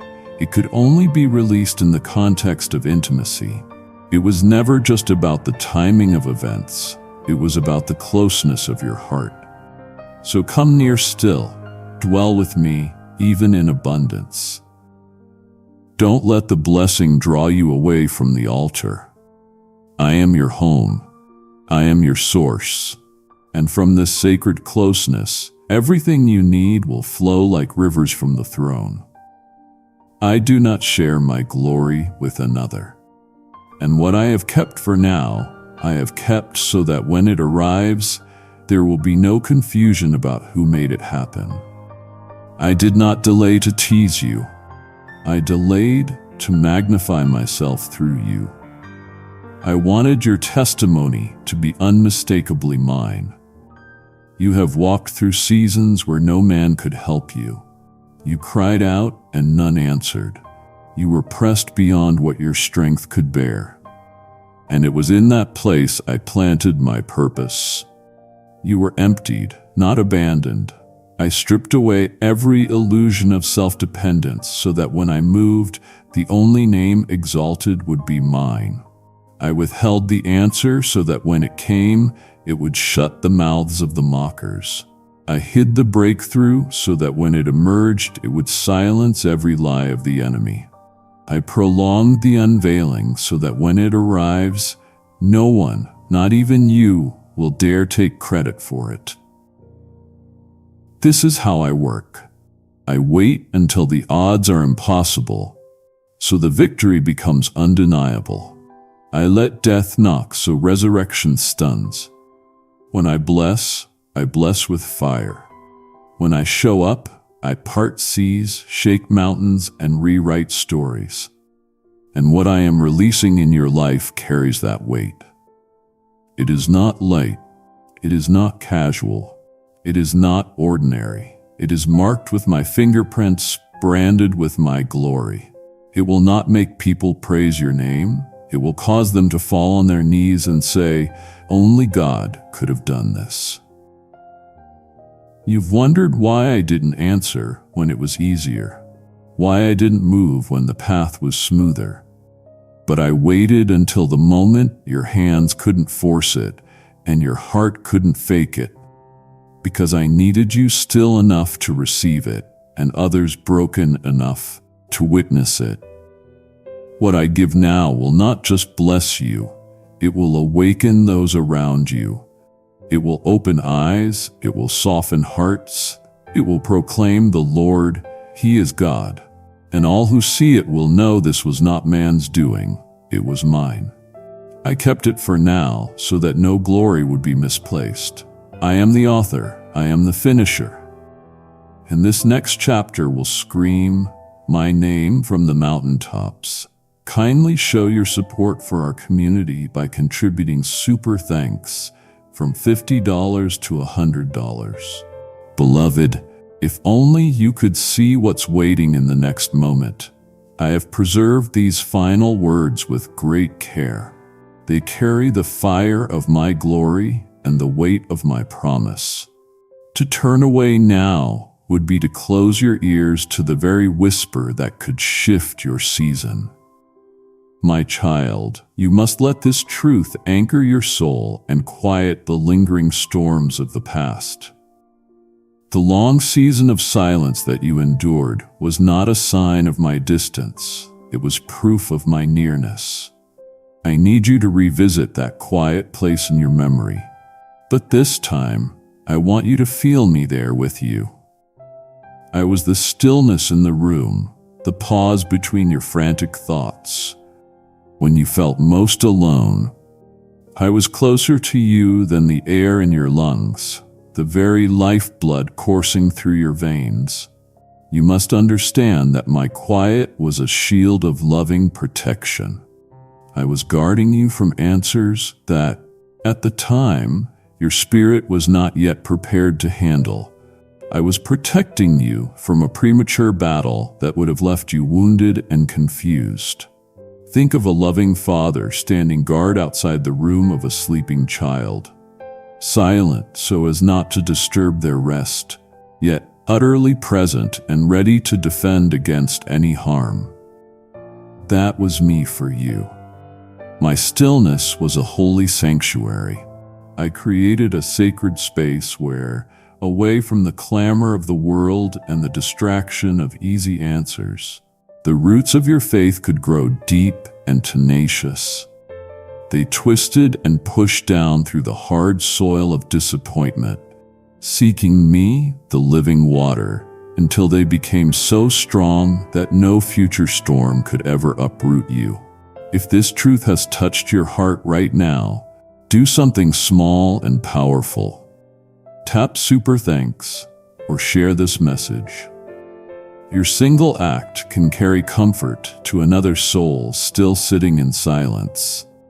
I was weaving a magnificent tapestry, and from your perspective on the underside, all you could perceive was a chaotic jumble of tangled threads and confusing knots of color. You could not see the glorious image, the divine design that was taking shape on the upper side.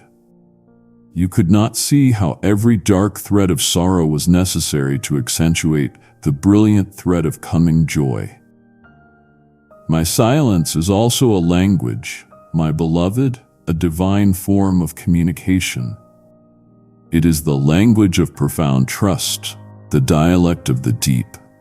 It was my invitation to you to stop listening for a voice and to start listening with your heart, to find me not in the whirlwind, but in the gentle whisper that remained when all else had fallen away. Receive this understanding now. I was never upset.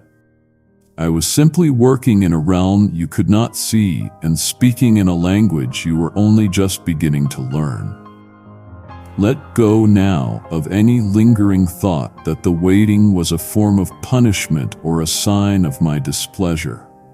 Cast that idea from your mind, for it is illy from the enemy meant to scare your heart with bitterness.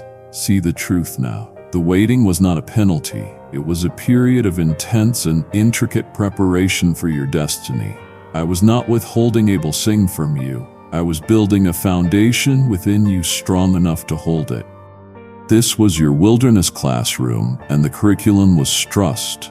In that space between your earnest prayer and the awaited answer, I was teaching you the most vital of all spiritual lessons: how to rely on me alone. Your faith had to be transferred from a belief in my ability to answer to a deep and settled rest in my character. You had to learn that my presence is the prize, that I am your greatest reward. If I had given you everything you desired at the moment of your asking, your faith would have remained shallow, rooted only in the formula of getting what you want. The waiting cultivated within you a divine patience, a spiritual stamina that will now sustain you for the rest of your life. See patience not as a passive, helpless state, but as an active and courageous trust, a powerful muscle of the soul. In that season of longing, you were exercising this muscle, pushing against the weight of time until it became lean and powerful. And while you were waiting, I was working in the unseen. If these truths have renewed your courage and you hunger for more steady words like this, join our circle. Subscribe and turn on notifications so you won't miss the next word I send through this channel. Imagine me as a master strategist, moving pieces across the chessboard of your life and history. I was aligning circumstances, softening the hearts of others, opening future pathways, and closing doors that would have led to ruin. Every delay that frustrated you had a divine and strategic purpose.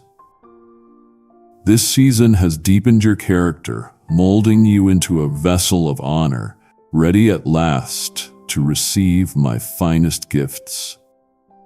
The most beautiful transformation of all occurred in your heart.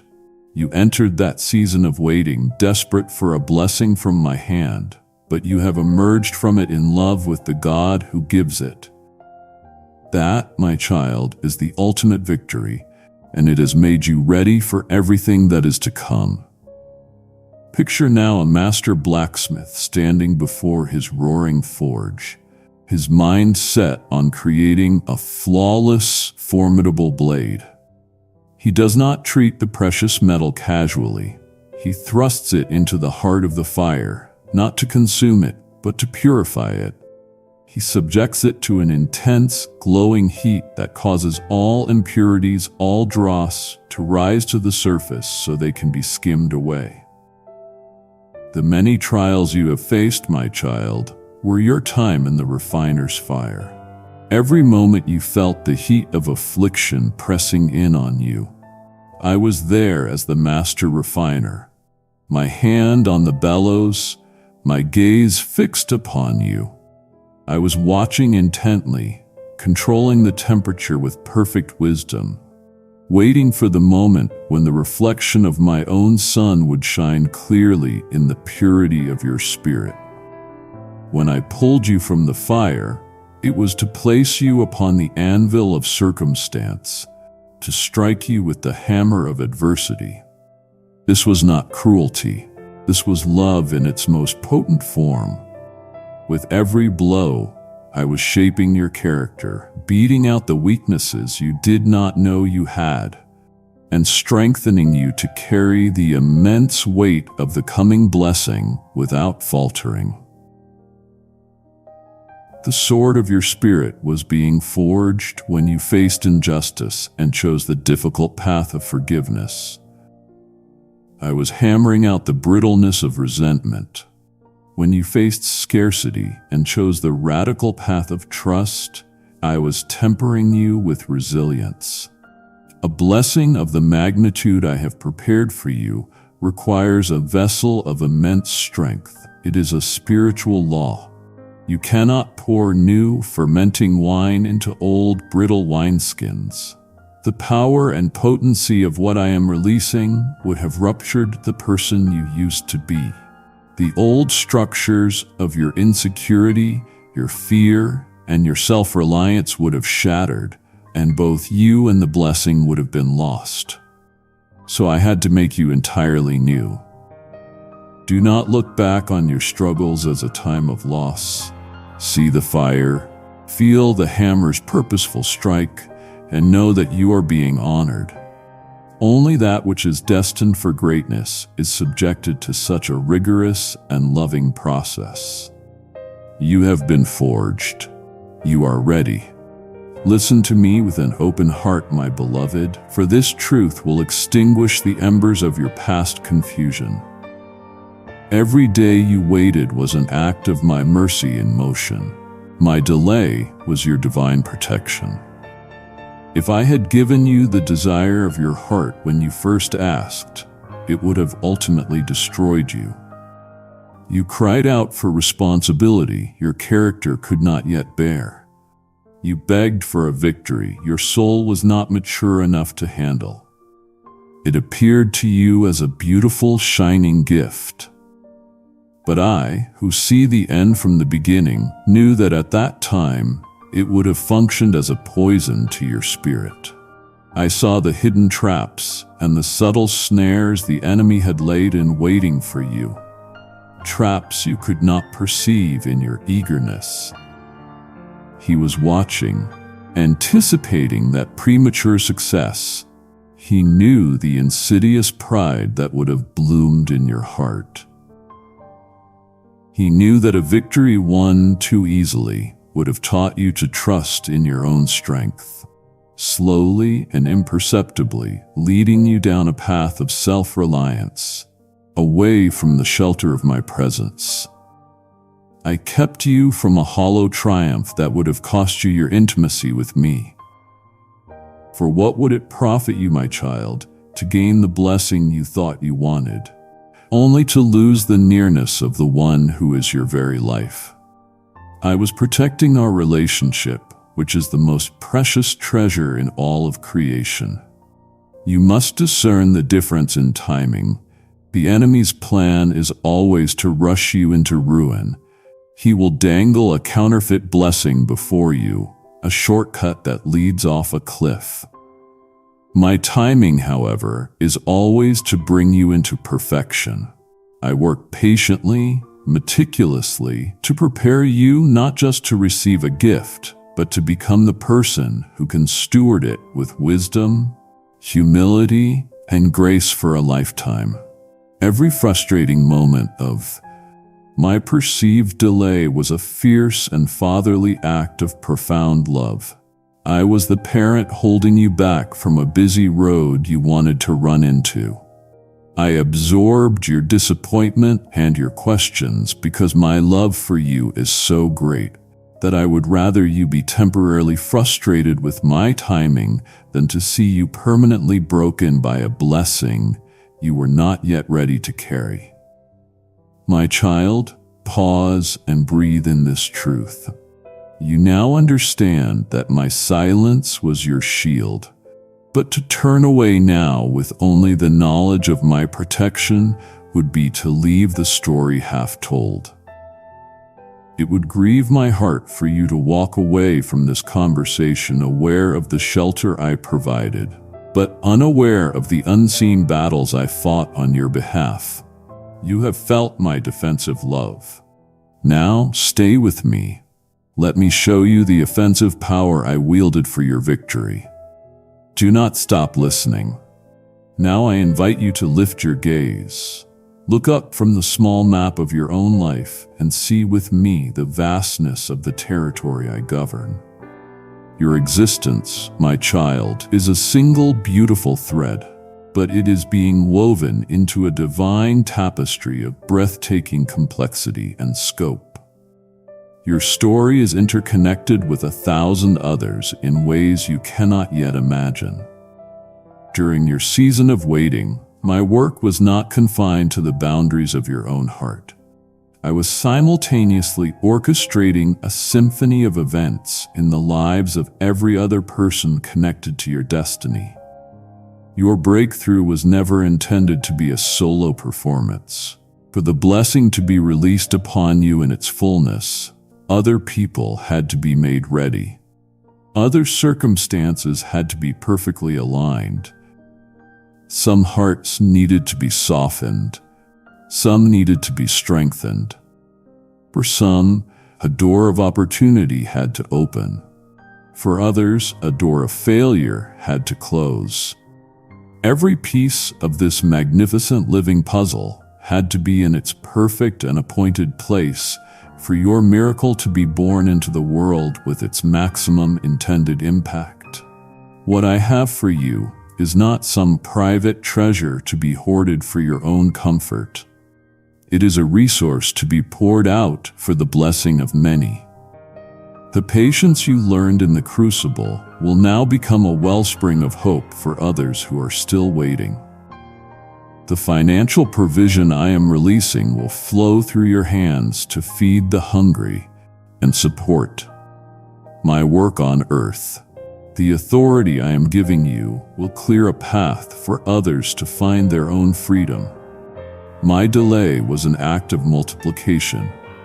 If I had answered you sooner, the blessing would have terminated with you. But by waiting, by preparing you, and simultaneously preparing the world around you, the blessing has been magnified. It will now set off a chain reaction of grace that will cascade through your family, your community, and even through generations you will never meet. You were looking at your watch, but I was looking at my eternal calendar. You were focused on your personal pain, but I was focused on a corporate purpose.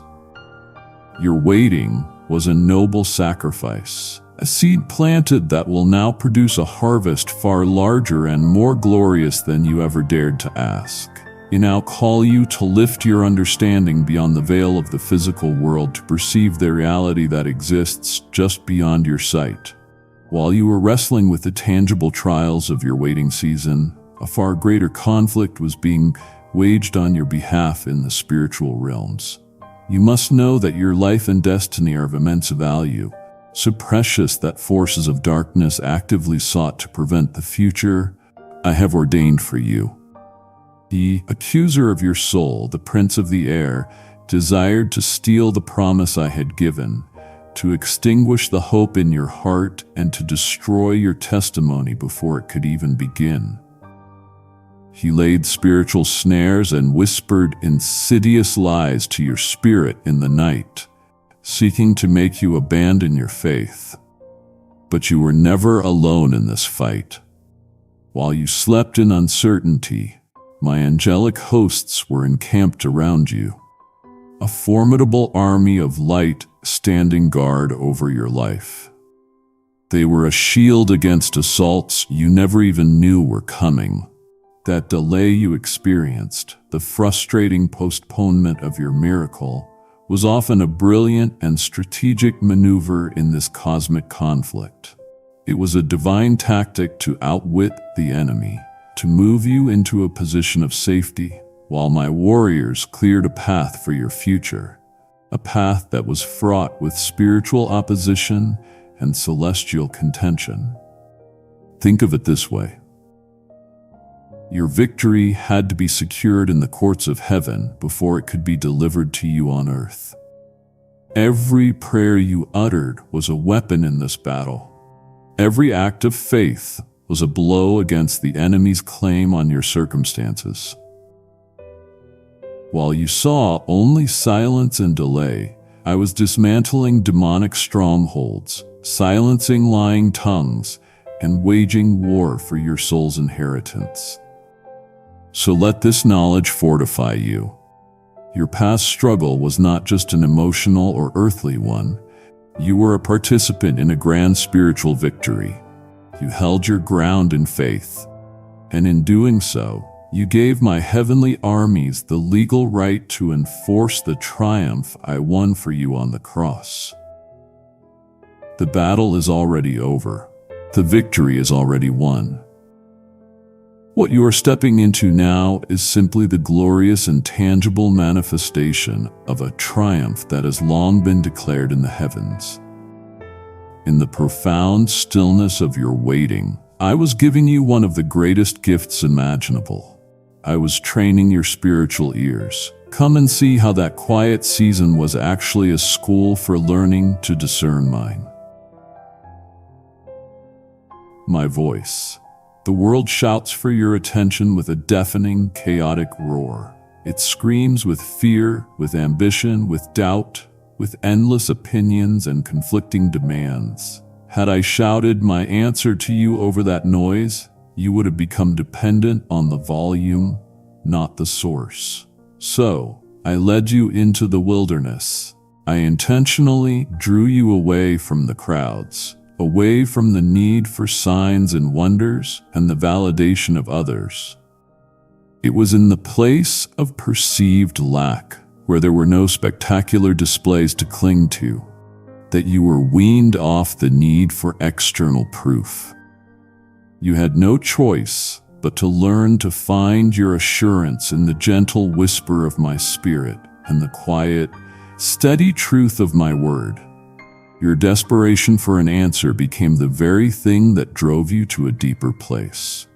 Your hunger for a solution ultimately transformed into a more profound hunger for me, the only true answer. You began to read my word, not just for a promise to claim, but for a person to know. You began to pray not just to change your circumstances, but to be changed by my presence. This, my beloved, is the treasure that was hidden in the field of your waiting. The intimacy we have built in that quiet place is the true prize. It is a gift far surpassing what you originally asked me for. The blessing you are about to receive is temporary and earthly. But the ability to hear my voice, to know my heart, to feel the comfort of my nearness, that is an eternal treasure. Because you have learned to distinguish my gentle whisper from the world's roar, you can now trust my guidance implicitly. You no longer need a sign in the sky, for you have a witness in your spirit. You are now ready to walk into the season of fulfillment, led not by sight, but by the familiar and trusted sound of your shepherd's voice.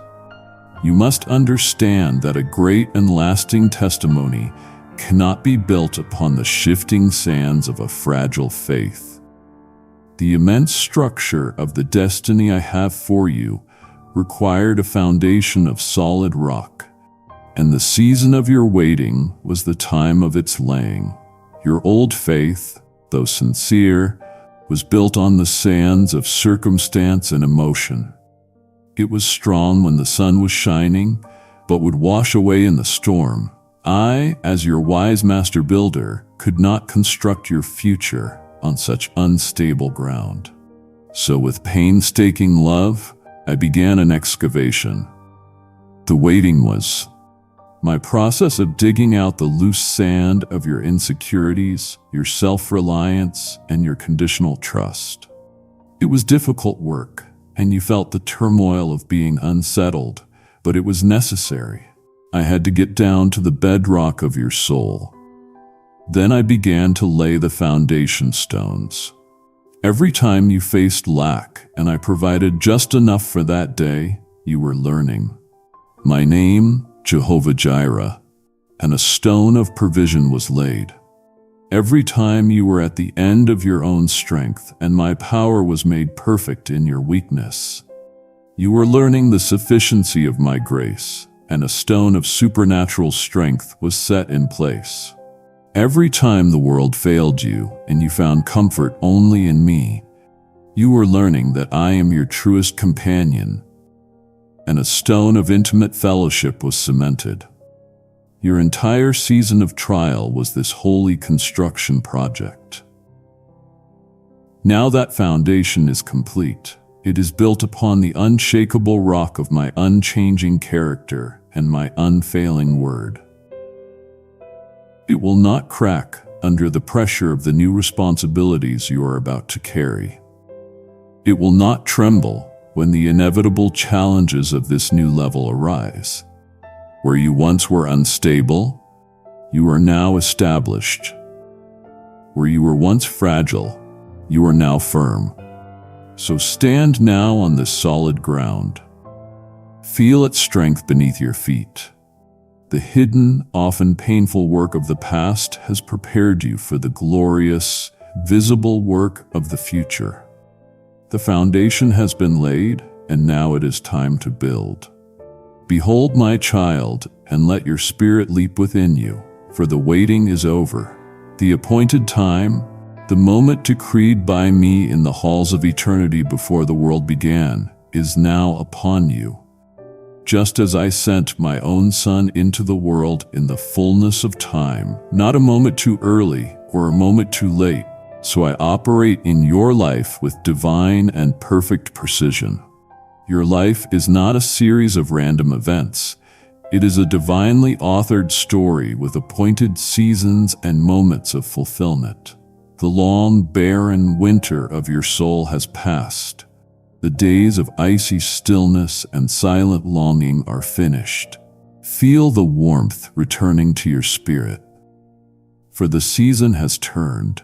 A new era of vibrant, abundant life is now springing forth from the very ground that was once frozen and hard. See with the eyes of your spirit the green shoots emerging. This now that you are entering is not an accident. It is the moment chosen by my infinite wisdom and my unconditional love for you. It is the culmination of all your prayers, all your tears, all my unseen work, and all the battles fought on your behalf. All of heaven has been leaning in, watching your journey with great anticipation, waiting for this very time of release and revelation in your life. The angels who ministered to you in your wilderness are now poised to celebrate your entrance into the promised land. The great cloud of witnesses, those who have finished their own races, are cheering you on as you step across this threshold. So I command you now with all the love in my heart, open your hands, let go of the posture of desperate pleading, and assume the posture of joyful receiving. Open your heart. Let go of the fear of disappointment and make room for the flood of my goodness. The period of postponement is over. The season of preparation is complete. Your now has arrived. Walk into it, my child. Kindly show your support for our community by contributing super thanks from $50 to $100. Your now has arrived, a divine moment I have kept for you. And in this very instant, another soul is still in the season of waiting you just left behind, crying out for a word of hope. You have prayed, "Use me, Lord, to help others." This is how I am answering you now. When you give, you are not merely supporting this channel. You are sending my voice, this very message of breakthrough, into someone else's desperate midnight. Every super thanks or membership you sow is a seed of hope planted in this appointed time to be harvested in a soul that was about to give up. I declared, "Give, and it will be given to you." And I am the Lord who does not lie. Watch as I open the heavens over your own life as you obey. Now act. Click Super Thanks. Join as a member or use the PayPal link in the description below and partner with me in this great harvest of souls. But a new season requires new equipping. To run into this promise with only the excitement of the moment, without the supernatural strength and divine wisdom I have reserved for you, would be like a soldier marching into a new land without a map or a sword. It would deeply sadden my spirit to watch you struggle when I am here ready to arm you for the journey. The promise has been given. Now let me give you the tools to steward it.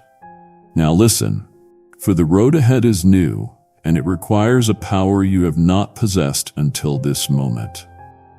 For this next chapter of your journey, you need a strength that is not your own, a power that is supernatural in its origin. You have been running on fumes, my child, enduring through sheer grit and the memory of my past faithfulness. But that is not enough for where you are going. I have kept a reserve of my divine power, a wellspring of heavenly might, for this very moment of your commissioning, where you have felt chronically weak, where you have battled the same weariness day after day. You will now begin to feel the undeniable surge of my resurrection might flowing into the very marrow of your being. This is not just a feeling of encouragement. This is a tangible infusion of my own power. This is the strength you will need to finally and decisively overcome the old habits and cycles of thought that have entangled you for so long. It is the strength to build the new things I am calling you to create, to speak with boldness, and to lead others with a grace that does not grow weary. I want you to understand the nature of this gift. This is not a fleeting emotion like a burst of adrenaline that quickly fades. It is the abiding, indwelling, relentless presence of my Holy Spirit taking up a greater residence within you. I will be your constant source of power, your ever-present help, You will draw from a well that never runs dry. You have stumbled in weakness long enough. Now you will walk in my power. You have crawled in exhaustion. Now you will mount up with wings like an eagle. I am fulfilling my promise to you today. You will run this new race and not grow weary. You will walk in this unfolding victory, and you will not faint. Receive it now. Breathe it in. If you would like a short downloadable prayer card to carry this truth daily, click the pinned link or become a member to receive it at once. Let this be a practical step you take right now to anchor your heart. This supernatural strength is my gift to you for the glorious journey ahead.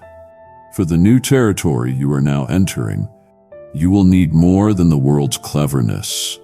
You must have a heavenly wisdom that transcends all human logic. I have kept this for you, a reserve of divine insight held for this very season. Lean not on the finite understanding that has guided you until now, for the challenges and opportunities ahead are of a different nature. I am giving you a new spiritual sense, an intuitive compass within your soul that is calibrated to my will. Receive this gift. It is the wisdom to make godly choices in the complex situations you are about to face, to navigate the subtle currents of human hearts, and to build what I have called you to build on a foundation of truth. This insight will grant you a profound spiritual discernment, enabling you to recognize a divine opportunity wrapped in humble clothing and to perceive a subtle deception dressed in the finery of success. Where you once felt confused and paralyzed by decisions, you will begin to experience moments of sudden and supernatural clarity. I will give you the precise words to speak in every crucial conversation, the language of heaven that can unlock hardened hearts and bring peace into rooms filled with turmoil. Let this wisdom become the very guardian of the blessing I am giving you. It will protect what I have given from being squandered by foolish choices or undermined by innocent mistakes. Do not rush into your decisions. I command you to cultivate a habit of pausing, of turning inward to the quiet place where my spirit dwells and listening. Listen for my guidance. It will not always be loud, but it will always be clear. Trust this inner witness I am sharpening within you, for it will guide you with an accuracy that your own intellect could never achieve. This is my promise to you. You will not walk this new path in confusion. You will walk in the light of my counsel, making choices that honor me and lead you into the fullness of my perfect plan. You have walked a long and often lonely road, my child, but that season of solitary travel is now coming to an end. With perfect and patient love, I have orchestrated and kept a divine connection for you until this exact time. I want you to open your heart now to receive this new fellowship. Think of your life as a river that has been carving its own path through the wilderness.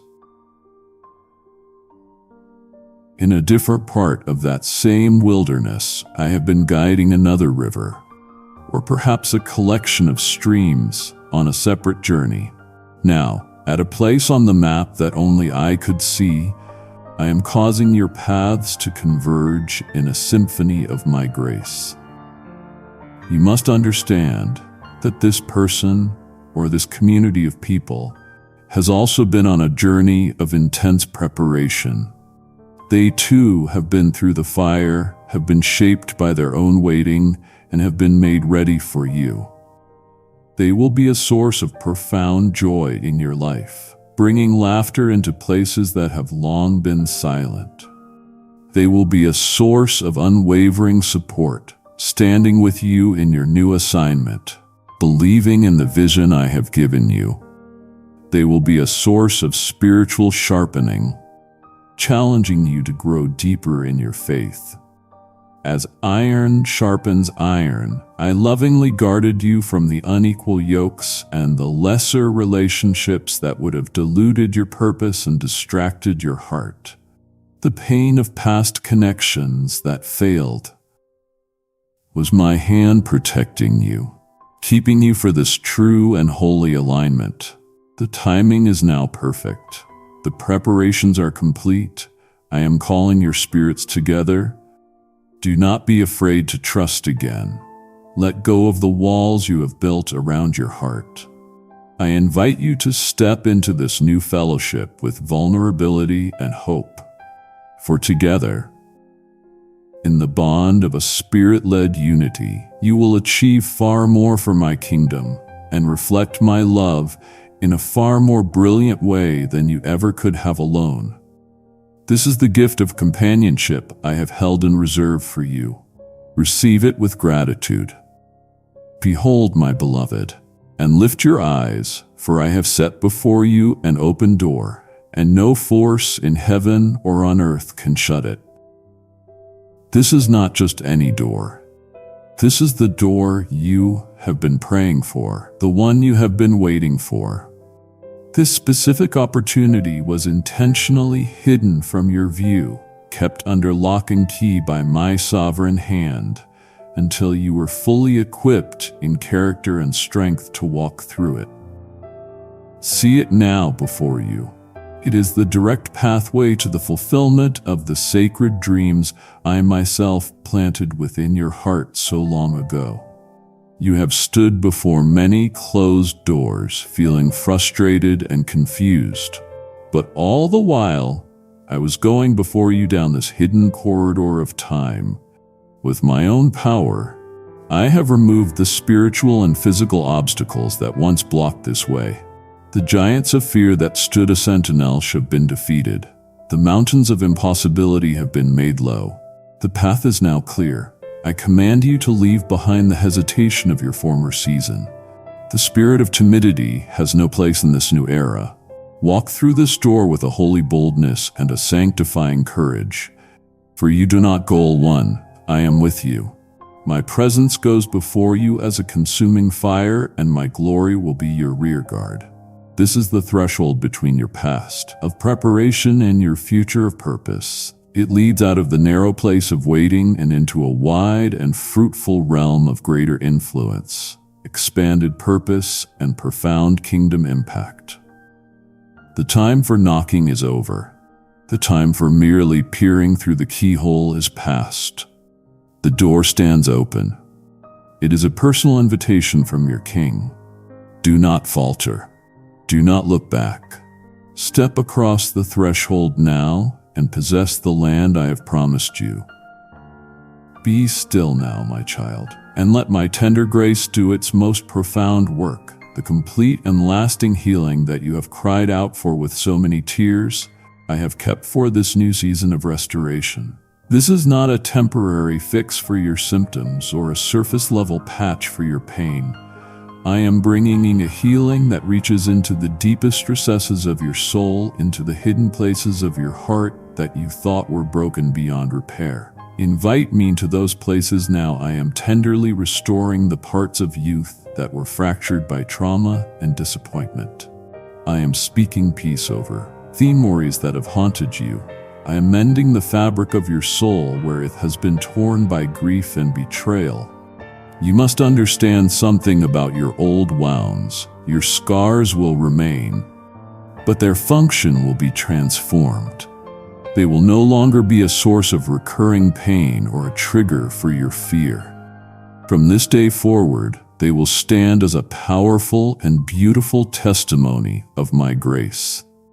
They will become a map of your journey that tells the story of my faithfulness, visible proof to you and to a watching world that I am the God who restores. I command wholeness to flood your being. I speak it over your spirit, your soul, and your body. I, your Creator, am the only one who can make you truly whole, and I am doing that work now. Breathe in my peace and wholeness. Exhale the fragments of your past brokenness. This miraculous restoration will not be a secret. It will be an undeniable sign of my power and my love to all who know your story. People will look at you and see the evidence of my restorative hand, and it will give them hope for their own lives. They will see that what was shattered can be made more beautiful than before. This is my gift to you in this new era. You have walked in brokenness long enough. Now I call you to walk in the glorious light of my complete and perfect healing. Feel the truth of my deep healing settling into your soul. This wholeness is a precious gift, but it is for a divine purpose. To receive this restoration without understanding the new and powerful identity that empowers you to walk in would be to leave my work in you incomplete. It would truly wound my heart for you to be made whole only to continue seeing yourself through the old lens of brokenness. Remain with me now. Let me pull back the final veil and show you who you truly are in me. For far too long, you have lived as a shadow of your true self, catching only a fleeting glimpse of the person I created you to be. You have identified more with your struggles than with your strength, more with your past than with your inheritance. But now in this new season, I am pulling back the veil. I am silencing the confusing voices of your history so you can hear the one defining voice of your identity. Mine. Prepare your heart for the revelation of who you truly are in me. You are my royal child, a prince or princess of the Most High King. Your identity is not defined by your failures or your family background. It is defined by the precious blood of my Son. By that blood, you are chosen. You are holy. You are utterly and completely redeemed. Listen to my decree over you today. I am silencing the accuser. I am legally and spiritually stripping away the false labels of fear, of shame, of failure, of rejection that have been stuck to your soul. I command you to stop seeing yourself through the distorted lens of your past wounds. From this moment forward, I command you to see yourself as I see you. When I look at you, I see the righteousness of Christ. I see a powerful overcomer seated with mine heavenly places far above all principality and power. Is he a carrier of my light and my glory? Grasping this identity is not an exercise in pride. It is an act of humble acceptance of my finished work. It is the master key that unlocks the authority you are now meant to carry. You cannot walk through the door I have opened for you while still wearing the rags of a spiritual orphan. You must be clothed in the royal robes of your sonship. You must live as the king's kid. This is your true and eternal identity. It is the most foundational truth of your existence. Embrace it, believe it, and walk in the fullness of it. For everything else in this new season depends on it. You must now lift your eyes from your own perceived limitations and understand the source of your supply. The earth is mine, my child, and everything in it. The silver, the gold, the cattle on 1,000 hills. My resources are limitless, and you are my heir. The season you have endured, the time of just enough, was a holy training ground. It was a test of your trust, a crucible for your heart to learn stewardship when resources were scarce.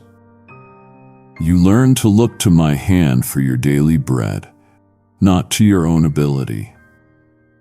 You have passed the test. Your heart has been proven faithful in the little bit, and now I am making you ruler over much. I am now opening the doors to a storehouse of financial and material provision that I have kept under seal, reserved specifically for the assignment I have placed upon your life. The season of scarcity is over. The fear of survival is finished. I am releasing the resources required for the grand vision I have planted in your heart to finally take root and flourish in the world. But you must honor my heart in this. I am calling you to be a generous conduit of my blessing, not a stagnant reservoir. I want you to open your hands as wide as you open your heart.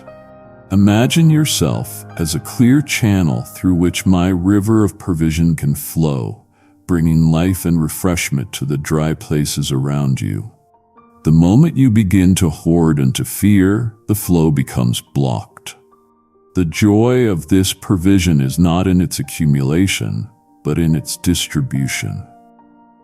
I command you to use what I am giving you to expand my kingdom, to care for the widow and the orphan, to resource my work on the earth, and to bring glory to my name. Let your life become a testimony of my goodness and generosity. You have trusted me when you had nothing. Now trust me with the abundance I am placing into your hands. This is not for your comfort alone, but for your commissioning in this new era. Material provision is not enough.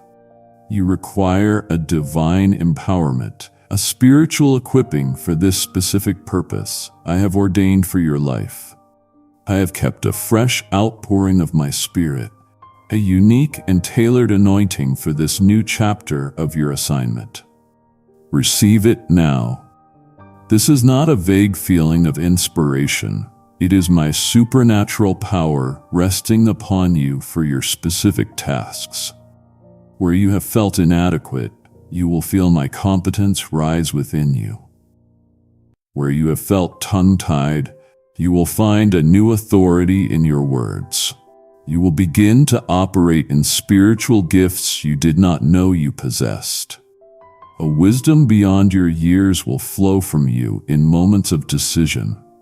A faith to move mountains will rise in your heart in the face of impossible circumstances. Your very words will now carry my creative authority.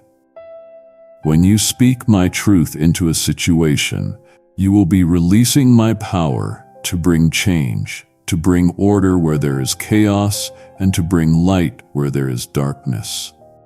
Your actions, motivated by my love, will now demonstrate my power to heal and restore. But you must come before me now in profound humility. This anointing is not for your own glory. It is not to build your name or your reputation. It is a holy and sacred trust given to you for the sole purpose of glorifying me. I command you to walk in this power with a humble heart, always remembering that you are simply the vessel and I am the source. You are the branch. I am the vine. Apart from me, you can do nothing. As you walk in this new empowerment, constantly deflect the praise and honor back to me. Let people see your good works, but let it cause them to glorify your Father in heaven. This is the sacred purpose of the power I am entrusting to you. Kindly show your support for our community by contributing super thanks from $50 to $100. My beloved child, look back for a moment and see the profound parallel. My own son, for the joy that was set before him, endured the cross, scorning its shame. In your own way, you too have endured the cross of a long and painful waiting, your eyes fixed on the hope of a future joy. You have persevered, you have kept the faith, and now, as your great reward, I am releasing that very joy into the core of your being. I want you to understand the nature of this gift. This is not the world's happiness, which is a fleeting emotion based on favorable happenings. What I am giving you is an unshakable and resilient joy, a deep wellspring of life that is rooted not in your circumstances, but in my constant, abiding presence. It is the profound joy that comes from seeing long-awaited promises fulfilled. It is the quiet, confident joy of intimate communion with me, your God. It is a joy that can coexist with trials, a light that cannot be extinguished by any surrounding darkness. I command a spirit of celebration to replace the atmosphere of mourning in your life and in your home. Let laughter echo in the hallways where there have been tears. Let songs of thanksgiving rise up where there have been sighs of despair. This deep, unassailable joy, will become your supernatural strength in the days to come. When challenges arise, this joy will be the anchor for your soul. When the enemy tries to sow discouragement, this joy will be your shield and your weapon. It is a fruit of my spirit that has now ripened in the season of your waiting. You no longer have to strive for it, you only have to receive it. Open your heart now. Let go of the heaviness, the anxiety, the sorrow of the past. I am pouring into you the very oil of gladness. Let it fill you to overflowing. This is your inheritance. This is your strength. This is your reward. For too long, a spirit of heaviness has tried to claim residence in your heart.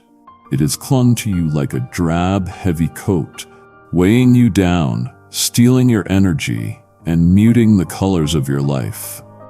Hear my divine decree today. That spirit of oppression has lingered long enough. Its authority over you is broken. Its season is over. With my own hands, I am now removing that oppressive garment from your shoulders. I command you to let it fall to the ground, and in its place, I am clothing you in a new and radiant garment. A garment of praise. See it now with the eyes of your spirit. It is woven with the threads of gratitude and shimmers with the light of my goodness. This is more than a change of mood. It is a change of spiritual position. You will now worship me from a place of undeniable victory, not from a pit of desperation. Your praise will no longer be a desperate cry for help, but a triumphant song of deliverance. You must understand that your spontaneous praise is one of your most powerful weapons.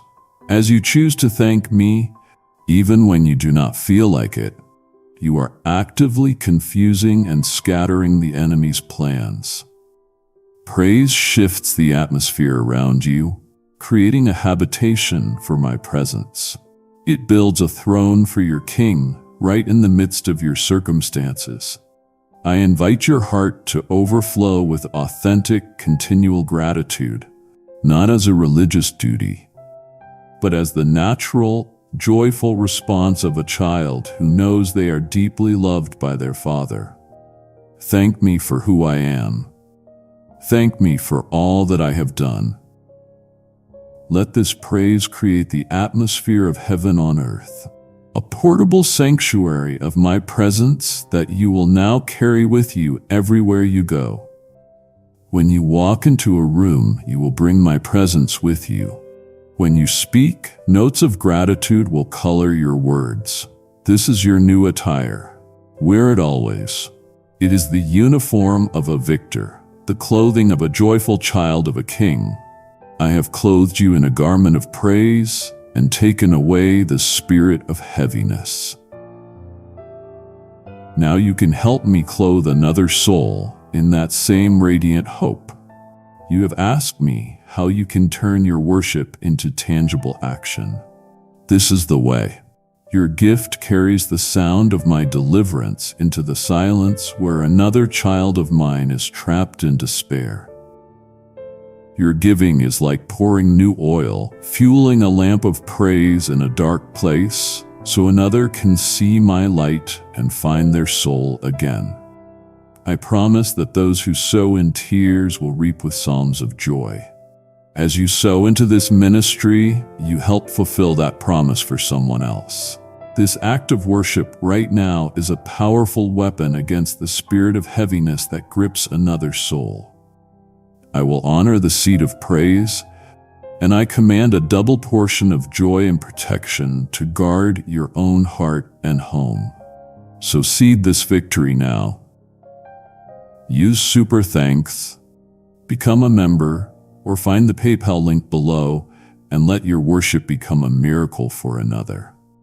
You are now clothed in a garment of praise, ready for the celebration that is to come. But this new attire is not just for your comfort, it is your uniform for a holy assignment. to wear the garment of victory without understanding the radical faith and obedience. In our calling out would be a profound tragedy. It would disappoint my heart to see you dressed for a divine purpose, but remaining on the sidelines of your destiny. The most crucial part of our conversation is about to begin. Do not turn away. Listen, for I am calling you to action. I have revealed my heart to you. I have unveiled the new season. I have described the strength, the wisdom, the joy, and the provision I am releasing. Now, my child, the focus shifts to you. Now that I have shown you my hand, you must respond with courageous, decisive action. Your faith, which sustained you so beautifully in the waiting, must now transform. It must transition from a passive, enduring faith into an active, obedient, and cooperative faith. I am calling you now to do what feels impossible. I'm calling you to step out of the comfort of your boat, away from the familiar securities of your past, and to walk on the water toward me. Fix your eyes on me, and do not look at the wind and the waves of circumstance. This is the moment of your response. You must believe without doubting that what I have promised you I am more than able to perform. You must take me at my word and act as if it is already true, because in my realm it is. I give you this loving but firm command. Resist the temptation to look back. Do not glance over your shoulder at the familiar comforts of Egypt when I am leading you into the promised land. The old ways of coping, the old insecurities are no longer for you. You must let them go. Your bold, unflinching faith is what pleases me. It is the response of a heart that truly knows and trusts me. It is the key that unlocks the continued, uninterrupted flow of my power and blessing in your life. The provisions I have described are waiting for you, but you must step forward to receive them. The open door is before you, but you must have the courage to walk through it. The time for waiting is over. The time for radical faith has begun. Show me your trust, not just in your prayers, but in your footsteps. My child, as you step into this new landscape of blessing and influence, you must attune your ear to a new level of listening. With greater blessings and expanded territory come stricter and more precise instructions from your King. I invite you now into a deeper walk of obedience, not as a burden to be carried, but as a dance of intimacy to be enjoyed.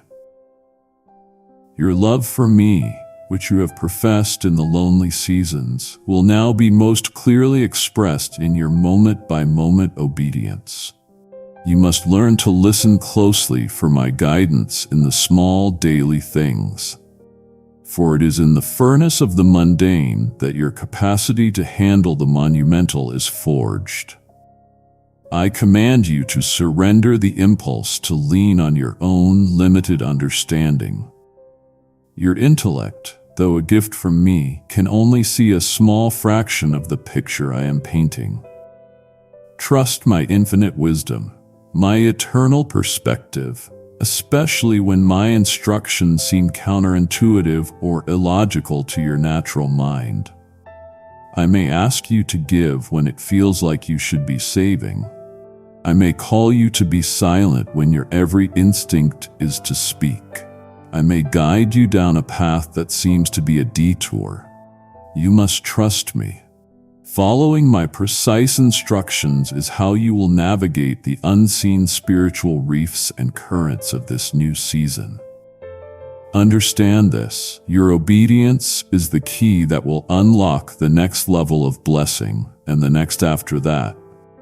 This walk is one of continued progression, and your precise obedience is the very thing that keeps you moving forward on the path I have ordained for you. Let your heart's constant prayer be, "Speak, Lord, for your servant is listening."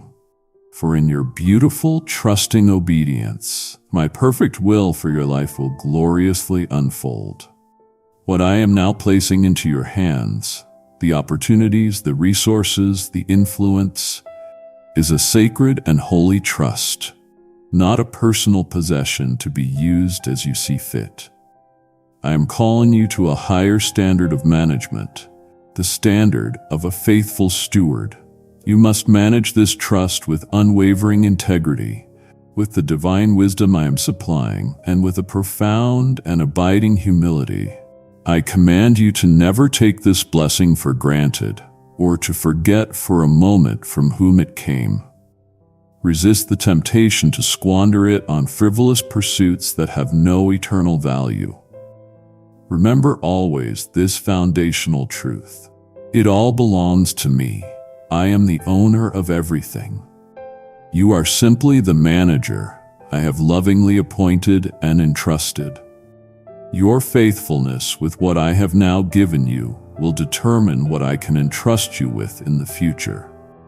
See this new season as both a reward and a test. I want to see what you will do with this new level of blessing.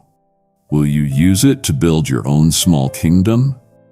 Or will you use it to expand mine? Will you consume it upon yourself? Or will you allow it to flow through you to bless others? Your stewardship in this season will be a powerful witness to a watching and hungry world. When they see you managing my resources with integrity, generosity, and joy, it will be a more powerful sermon than any you could ever preach with words. It will be a visible demonstration of my goodness and the principles of my kingdom. So I charge you today, be faithful, be wise, be generous, for to whom much is given, much will be required. Show yourself to be a trustworthy steward, and I will continue to open the storehouses of heaven over your life. My beloved, to fully and freely embrace the new thing I am doing in your life, you must now have the courage to intentionally release the old. You cannot walk forward into your promised land while still dragging behind you the burdens and baggage of your time in the wilderness. I command you now by the power of my Spirit to let them go. Let go the painful memory of the struggle. Release the bitterness that may have taken root during the long wait. The memory will remain as a testimony, but you must release the pain associated with it into my hands even more. Importantly, you must forgive every person who misunderstood you, judged you, or hurt you during your waiting season. Unforgiveness is a heavy anchor to your past, and it will prevent you from sailing into the new horizons I have for you. Release them from the debt you feel they owe you. Let me be their judge. Your task is to walk in freedom. Furthermore, you must release the old coping mechanisms and survival strategies that you learned in the wilderness. They served their purpose for a time, but they are now obsolete. You no longer need the walls you built to protect your heart, for I am your defender. You no longer need the cynical mindset that shielded you from disappointment, for I am the God of hope. Do not try to fit this new work of my Spirit into the old framework of your life. I am doing something entirely new, and it requires a new structure, a new mindset, a new way of living. I am giving you new wineskins for the new wine I am pouring out. So stand with your hands open, not clenched around the things of the past. For behold, I am doing a new thing. Now it springs forth. Do you not perceive it? I am making a way in the wilderness and rivers in the desert. Let the former things go and embrace the glorious new thing I am doing. Now, my child, as you begin to walk in this new season of fulfillment, I give you this charge. Let a spirit of profound gratitude become the default posture of your heart, the very atmosphere in which your soul lives and breathes. Let your first thought in the morning and your last thought at night be one of thanks. I want you to cultivate a deeper level of thankfulness than you have ever known. Thank me not just for the gift itself, but for the profound wisdom and perfect love behind the timing of the gift. Express your gratitude for the difficult season of waiting that prepared you, for the silence that taught you to listen, and for the fire that forged your strength. A grateful heart is a humble heart, and you know that I give my grace to the humble. Gratitude will be a mighty shield that guards your heart from the insidious poisons of pride and entitlement. Express your thanks to me daily in all things, for this practice keeps your focus on me, the giver, and not just on the gift. When your heart is fixed on me in gratitude, the blessing will not become an idol.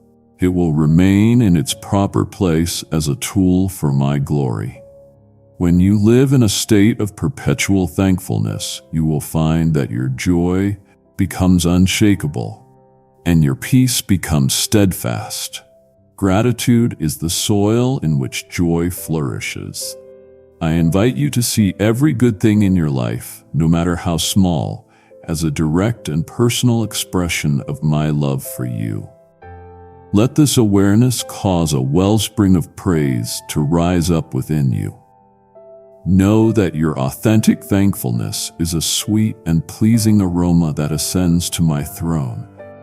It is a form of worship that delights my heart. So live with a grateful spirit, my child, for it is the key to enjoying the fullness of the beautiful life I am now giving you. You now see the beautiful responsibility that this new season holds.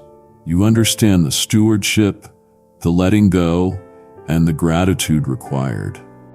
That the greatest promise, the very anchor for everything I have given you, is yet to be fully revealed.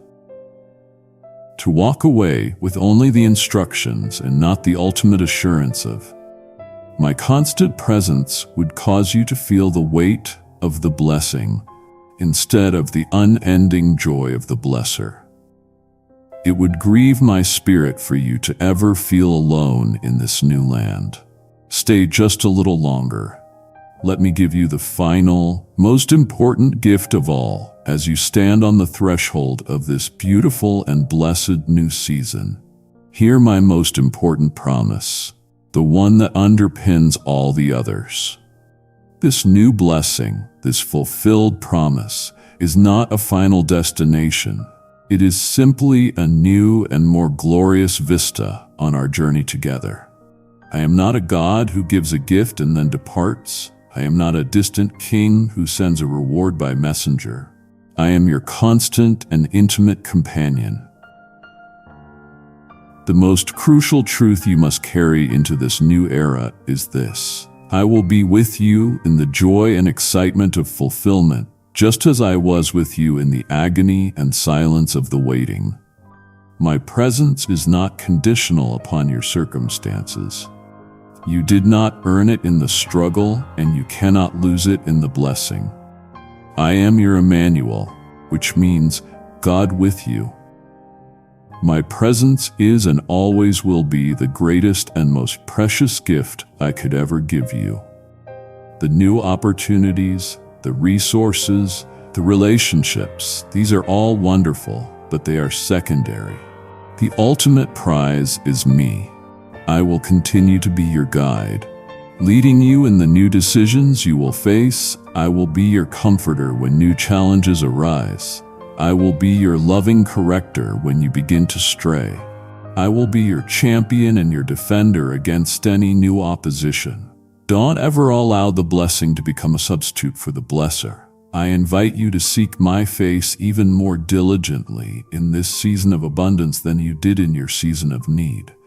The journey is not over. It has simply entered a new and more fruitful chapter. But the one constant, the one anchor for your soul, the one unshakable reality is that we walk this path together. Never forget that I am always intimately and joyfully with you. You must understand, my child, as you stand in the dawn of this new day, that this fulfillment is not the final chapter of your story. It is the glorious beginning of a new volume filled with pages yet to be written. Do not see this blessing as a finish line, but as a new and more beautiful starting point on our journey together. Every blessing I give is a living seed. When you steward it well, planting it in the soil of obedience and watering it with gratitude, it produces a future, even greater harvest. I want you to live in joyful anticipation, knowing that there are still many more things I have kept in reserve for you, treasures in my storehouse with your name on them, waiting for seasons yet to come. Your part now is to continue the very practices that brought you to this place. Continue to seek my face with all your heart. Continue to grow in grace and in the knowledge of who I am. Continue to trust me completely, not just for your next breakthrough, but for your next breath. I want you to see your life as I see it, an unfolding epic, a grand adventure, a testament to my relentless grace and my limitless restorative power. The story is far from over. There are more giants to conquer, more territory to possess, and deeper levels of intimacy with me to discover. This victory is not a place to retire. It is a platform from which to launch into the greater things I have planned. Let this promise settle deep into your spirit and ignite you with an unquenchable hope.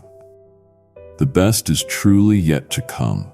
This beautiful moment is but a foretaste, a wonderful glimpse of the glory that will continue to unfold in your life, culminating in an eternity of unimaginable joy in my presence. Now, my beloved, I want to broaden your vision. The incredible work I have done in your life was never intended to terminate with you. You were not rescued for your own sake alone.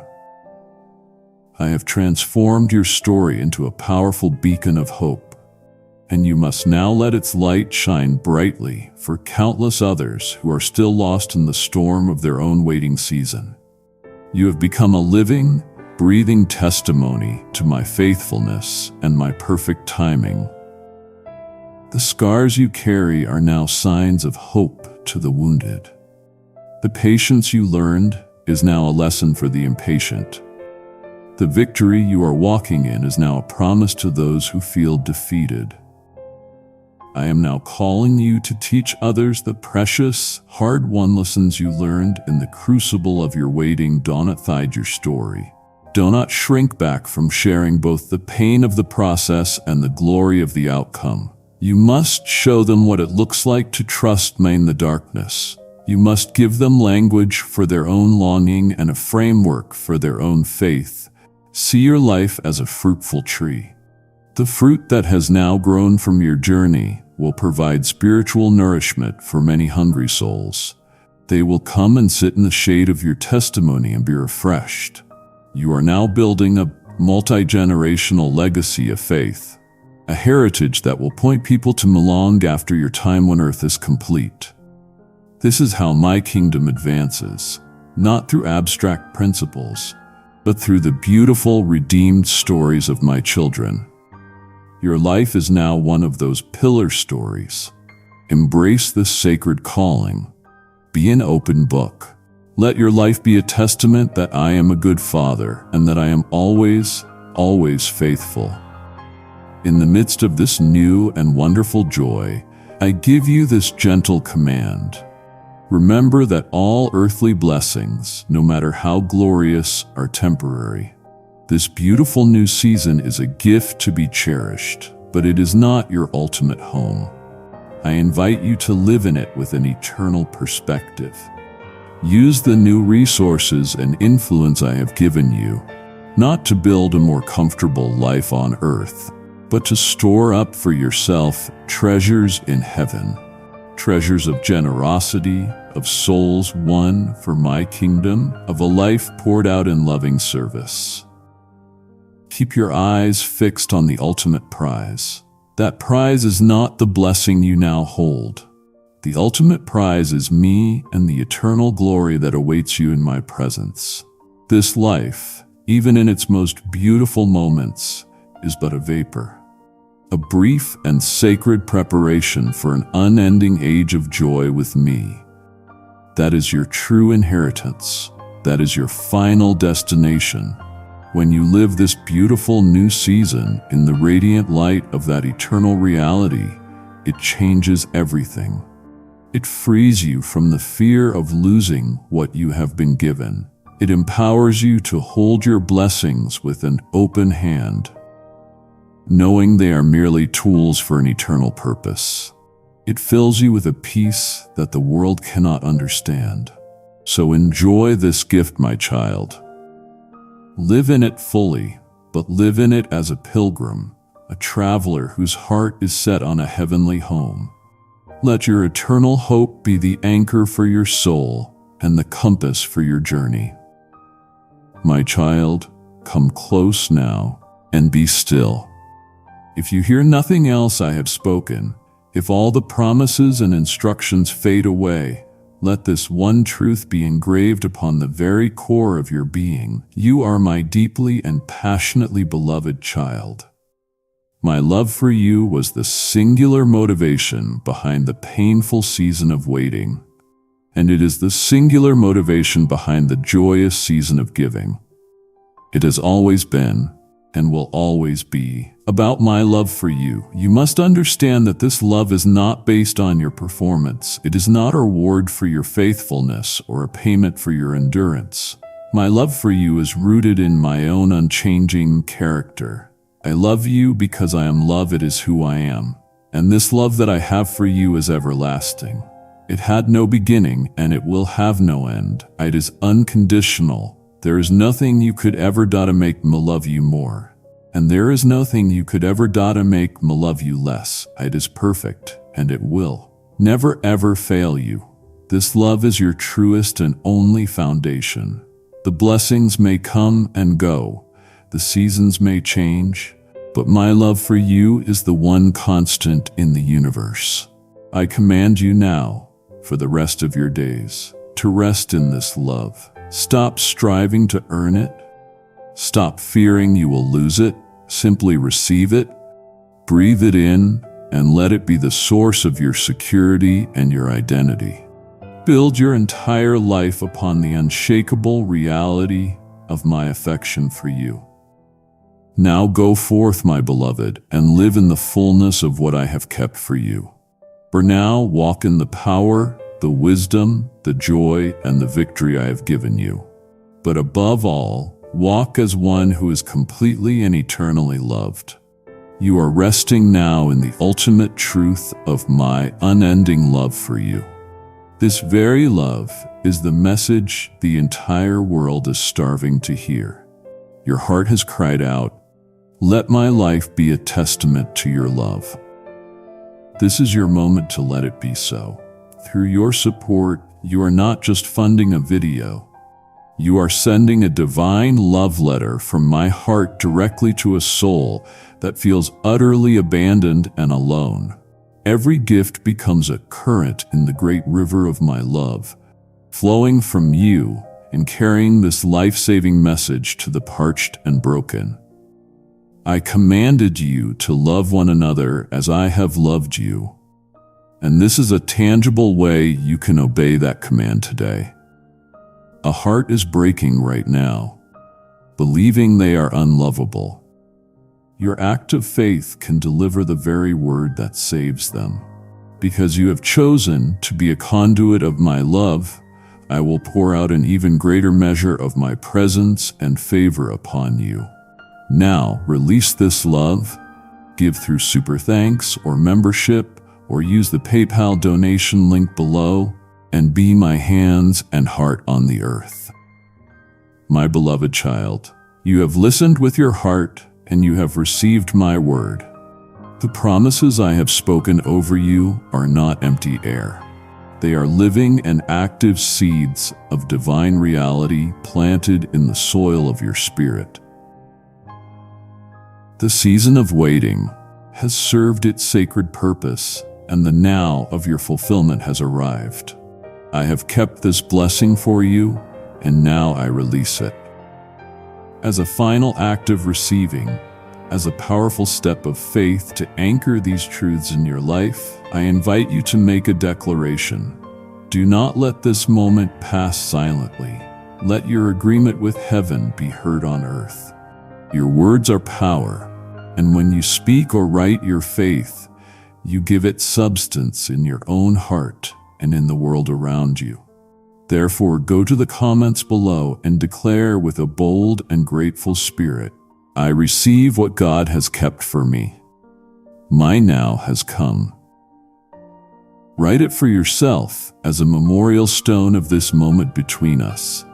Write it as a flag of victory planted in the soil of your new season. And write it for others. Your declaration will become a beacon of hope, a powerful testimony that will encourage another soul who is still in their season of waiting. Let your faith become a light for someone else to see. Do this now and step fully into the beautiful story I have kept for you. Amen.